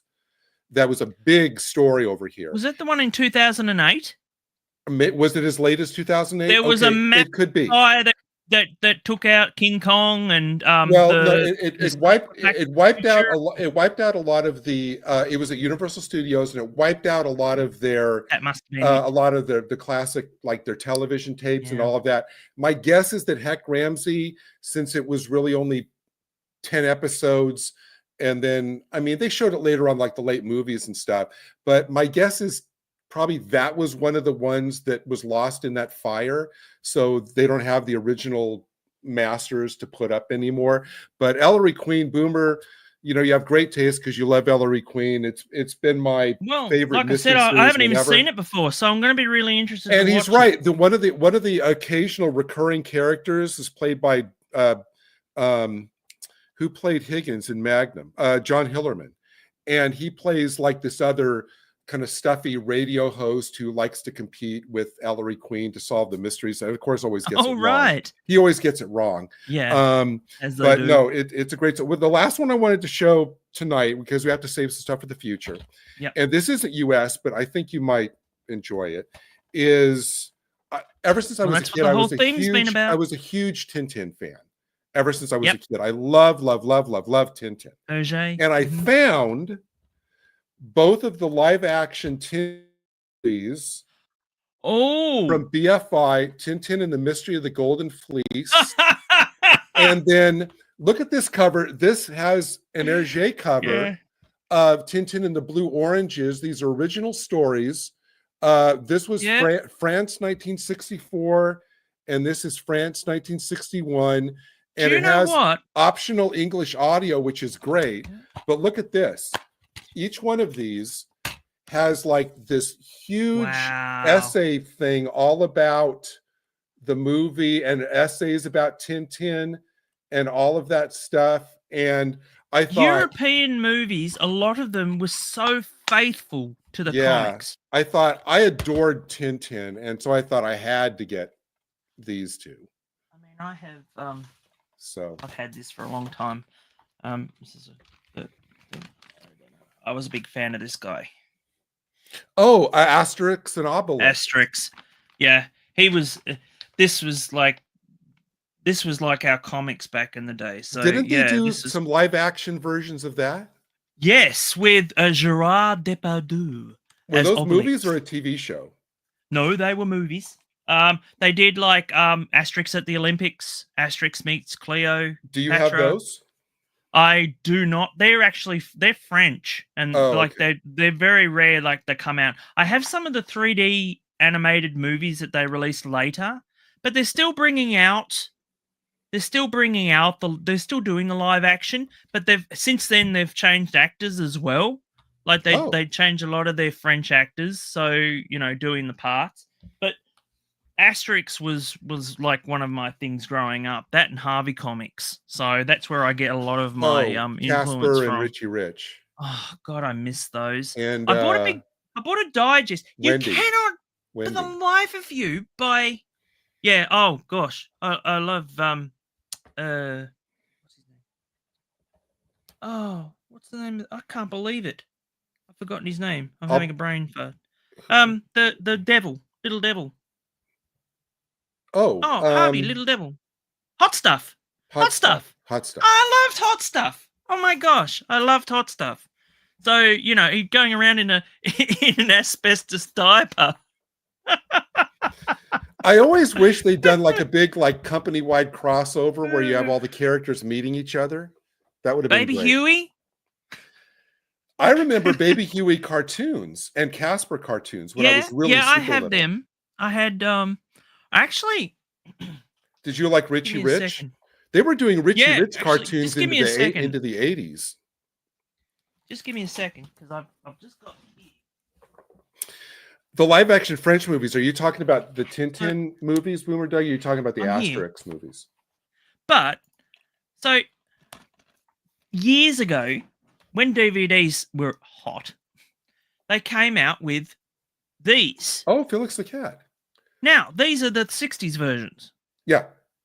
So when I was growing up, when I was like 4 or 5, I used to love it and sing along to the sound and everything. So I thought, I'm going to have a bit of a retro time here.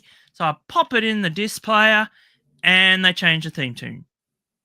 And they've tried to make it into a hip-hop theme tune. Wait, are those the original 60s cartoons? These are the original 60s cartoons, but they changed the theme tune. Because the original song... They made it into a really bad video type... like one of those teaching, when they used to do like the old CSR type, with lots of floating boxes and all that sort of thing, very 80s and that. And I'm like, I still remember, I think, and I haven't seen this, I swear to you, since I was maybe 5. I still remember the song. It was like Felix the Cat. The wonderful cat. I get into a lot of trouble for this because a lot of people don't know this. But Felix the Cat is Australian, created by Otto Mesmer. I think Otto Mesmer is the one. No. Sorry, Otto Mesmer is the one that's actually ripped it off. So Felix the Cat was created by an Australian. I don't remember his name. But anyway, because this is off the fly, by the way. So what happened was he went to America. And then he brought Felix the Cat to more the bigger, the bigger masses sort of thing. But the guy who animated him turned around and said, "No, I created Felix the Cat. I drew him. I created him." And then they've gone, "Well, you're American, so yes, you created him, not the Australian. We'd rather have the American dude be the creator." So Mr. John Canemaker, who I've had a very huge run-in with, like very few times, he is an American historian who doesn't even want to look at the fact that there is a cartoon in Australia that the original creator actually did with the first appearance of Felix the Cat and the design of Felix the Cat. There you go. But he refuses to see it because, as far as he's concerned, no, it was this Otto Mesmer bloke, and it's like Pat something. The original creator's name was, but and even though he was for the longest time he was the American, the guy that created it. As soon as they found out he was really Australian, they changed. Suddenly, it was this other guy, because this other guy said, "Oh no, you ripped me off." Very much like the story of Mickey Mouse with Ubi Iwerks. Ubi Works. How do you say it? Iwerks or something? I always thought it was UB. Iwerks. Oh, UB. Okay. UB Iwerks. But I don't know. It could be an American pronunciation. Well, but if you've ever seen his cut, I mean, he is a fantastic animator, and but he went off to do the Oswald the Lucky Rabbit, which didn't last. Oh, that was the pre-Mickey stuff from Disney. Yeah, but he ended up going off and going back to doing Oswald because but it just didn't work out because Mickey took off. But and to Boomer Doug's question, you saw this one, right? The Spielberg one. What did you think of this one? Yeah. Did you think it was like you thought it was a thing? Do you know what? Because I was never a huge Tintin fan. I was honestly, I've never been a huge Tintin fan. I know that they combine certain elements of this, like to make the one movie, like of certain books. There's the book is a two-part. There's two books that make up one story, and they combined it for this. But actually, I don't think it was the whole story because this was the first book, but there's like a part 2, and they've been talking for years. I mean, Boomer Doug asked, what happened to the intended sequels. I hear from time to time that they're still planned, so who knows? Well, that's the thing, because it didn't really take off. I've met one of the artists on it. I just bumped into him one day. He was actually at a desk, and I said, oh, did you work for Weta, did you? And he said, oh, yes. He said, I worked on Tintin and District 9, District 9, District 9, yeah. Yeah. So that was Weta as well. And he said, and I think he worked on Lord of the Rings as well, but as a concept artist. But I didn't honestly know who he was until like later on I checked up on him and I was like, oh yeah, he was that guy. So did Moffat write this thing? Oh God. Yes. All but I actually got him to I bought the art of books for Tintin and District 9 and had him sign. We were doing so well until Moffat inserts his name into this stream. I was asking what the whole. Apparently, he's been dissing Classic Who again. So I don't know what that's about. But I've asked around. They have to manufacture controversies to keep going between seasons. They have to come up with phony things to talk about. Doctor Who just makes me depressed. Oh, and I do have. I was invited onto a stream like last night for a Doctor Who, and I said no, sorry, I'm no. And I do have the one, Matt, you talked. I did get the one over Christmas, the one you talked about in a couple of streams ago. Box of Delights, which you. Oh, you got it because of me? No, not because you already had it. It was just funny. I said, "Oh, Matt has that too." But I know you talked about it in like a couple. Yeah, I did. Back. Yeah, it was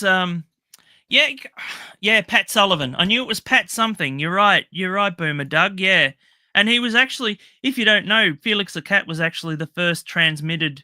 They say that it was that stupid thing that the British guy transmitted. You know how they did it? Took it off on the giggle. Yeah. You know where he had that puppet. Yeah.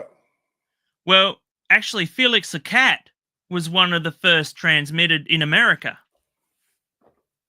So his image was transmitted, and I've actually got I think it's on that Saturday morning TV book I've got there. I've got like this one from the 90s. We need at some point we're going to have to talk about Saturday morning TV. It's just next time. There's just so much to talk about, and thank you so much for coming on and showing off your pickups. This has been awesome, absolutely awesome. I've been meaning. I've had people. I've even had Doug asking me for this stream. I've had other people asking me for streams, and and it's like, number one in a series because, like you said, I'd really love to, but to talk about. I need to get these subscribers up. As soon as I get these subscribers up, I can start doing more. But I can't until things just get more complicated as you get more subscribers. So, like I said, it's been 2 years. Advertise this on Facebook X. And X and wherever. Yeah, definitely will. I've had a ball. I'm not on X. I've had a blast. This has been an absolute blast. Absolutely. It's great talking just physical media and not talking about sad stuff. I mean, when you get enjoyment out of old films like I do now. Another one that I got recently was I don't know if I have it here. Yeah. Oh, we could keep going for 9 hours. One more. This, I'm sure. Okay, one more. Absolutely. No, sure. So you know how I've started getting a lot of Criterion since they've been releasing in the UK. Okay. So I got this on this week, Bringing Up Baby. Oh. So I've heard about this for so long. Have you ever seen this? Yes, No. I have. No, I've never seen it. So I love he has Cary a pet Grant. cheetah? Though. I love it's a leopard. Oh, it's a leopard. Okay. I love Cary Grant. This is when he was doing the kind of like not slapstick, but screwball comedies was the term for them. But that's an absolute classic. Do you know who discovered Cary Grant?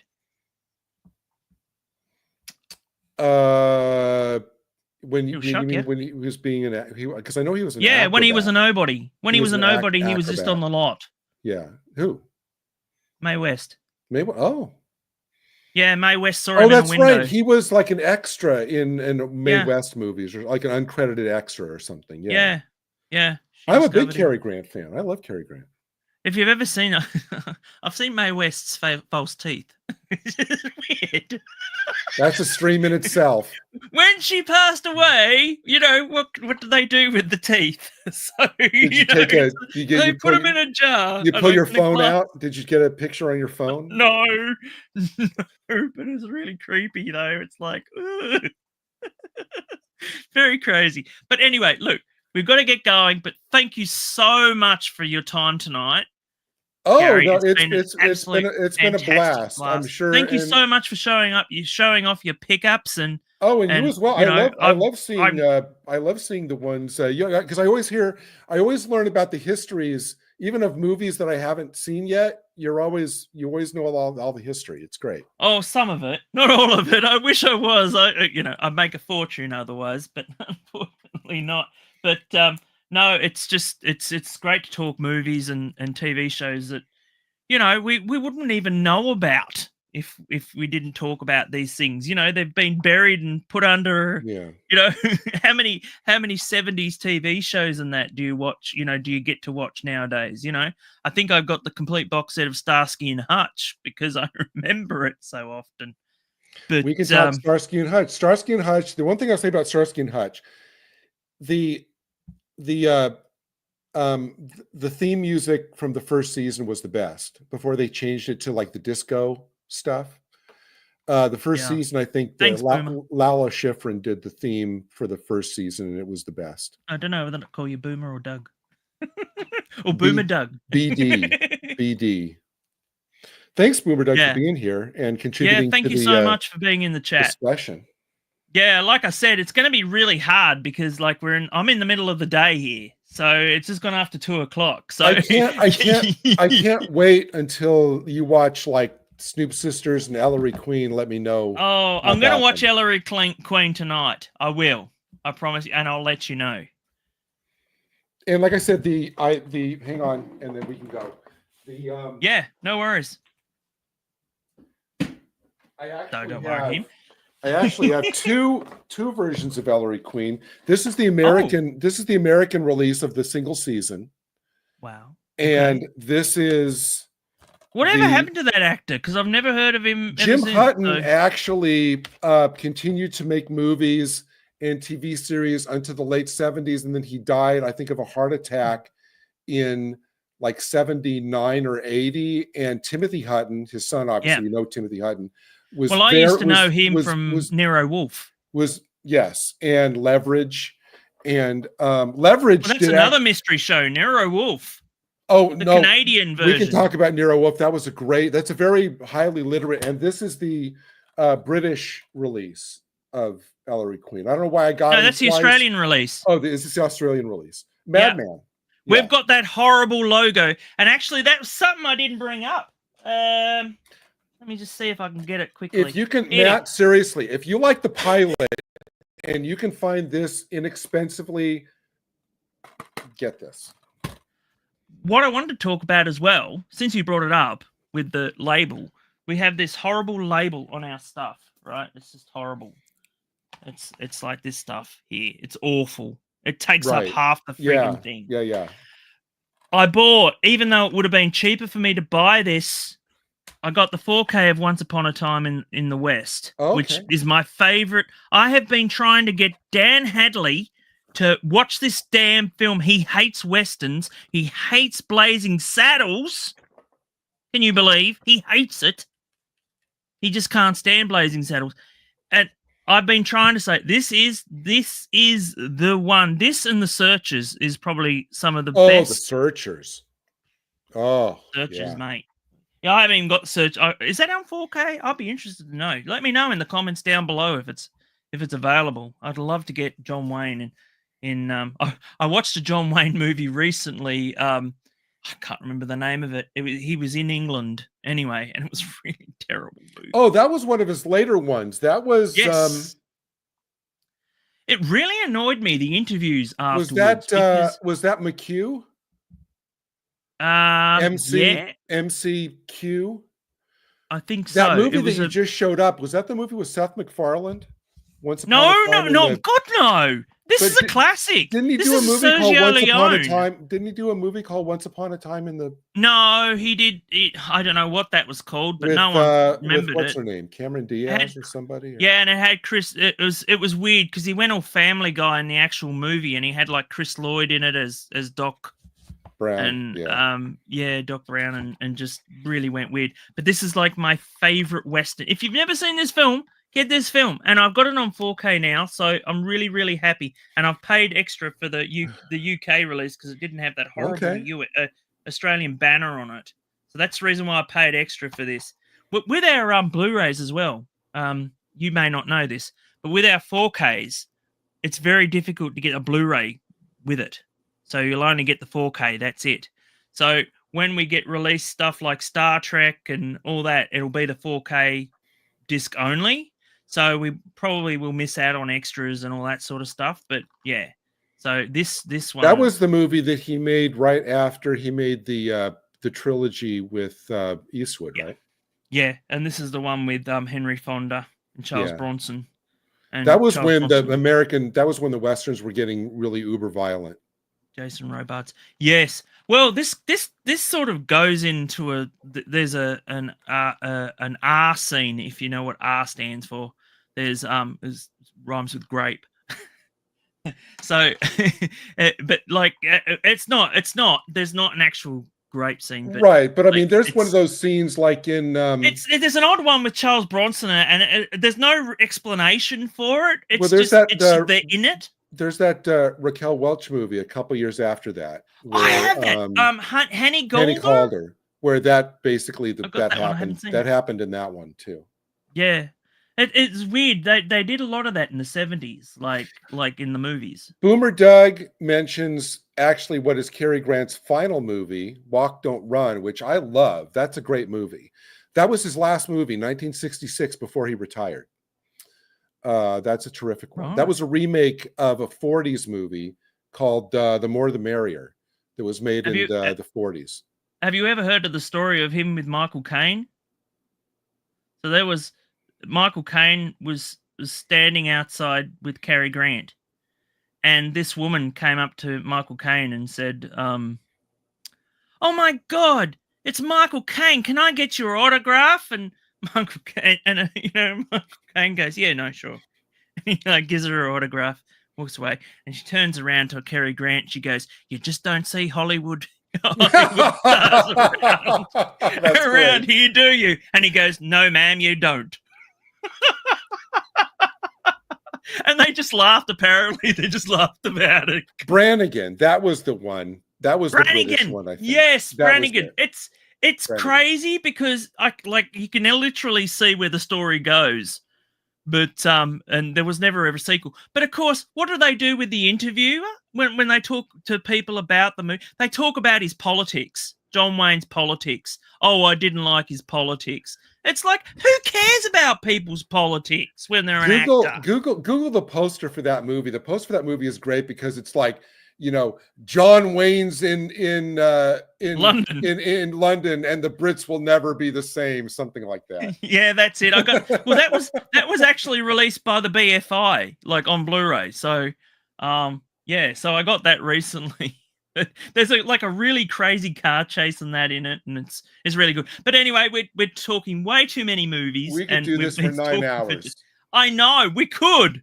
We've only got 5, but That's right. no, it's been great. Thank you so much. It's been fantastic. Matt has a lot of TV to go watch now.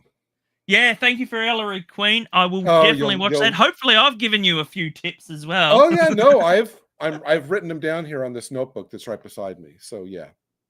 Well, this is the best thing about what we're in now. This horrible culture that we're in now. We can go back and see what we've missed, and what we've missed is an absolute plethora of amazing stuff. So, and it doesn't, you know what? It doesn't. Everybody seems to stick to Netflix. It's like the extent of what they watch is like whatever happens to be on Netflix. It doesn't go beyond every single thing we talked about for the last 2 hours goes far beyond like Netflix. It's like it's all out there, and it's from a time when everybody cared about good acting and good writing and great stories. I think the only movie that I talked about that was recent was Alien Romulus. Yeah. And even then I really just glossed over it because I know it's going to be awful.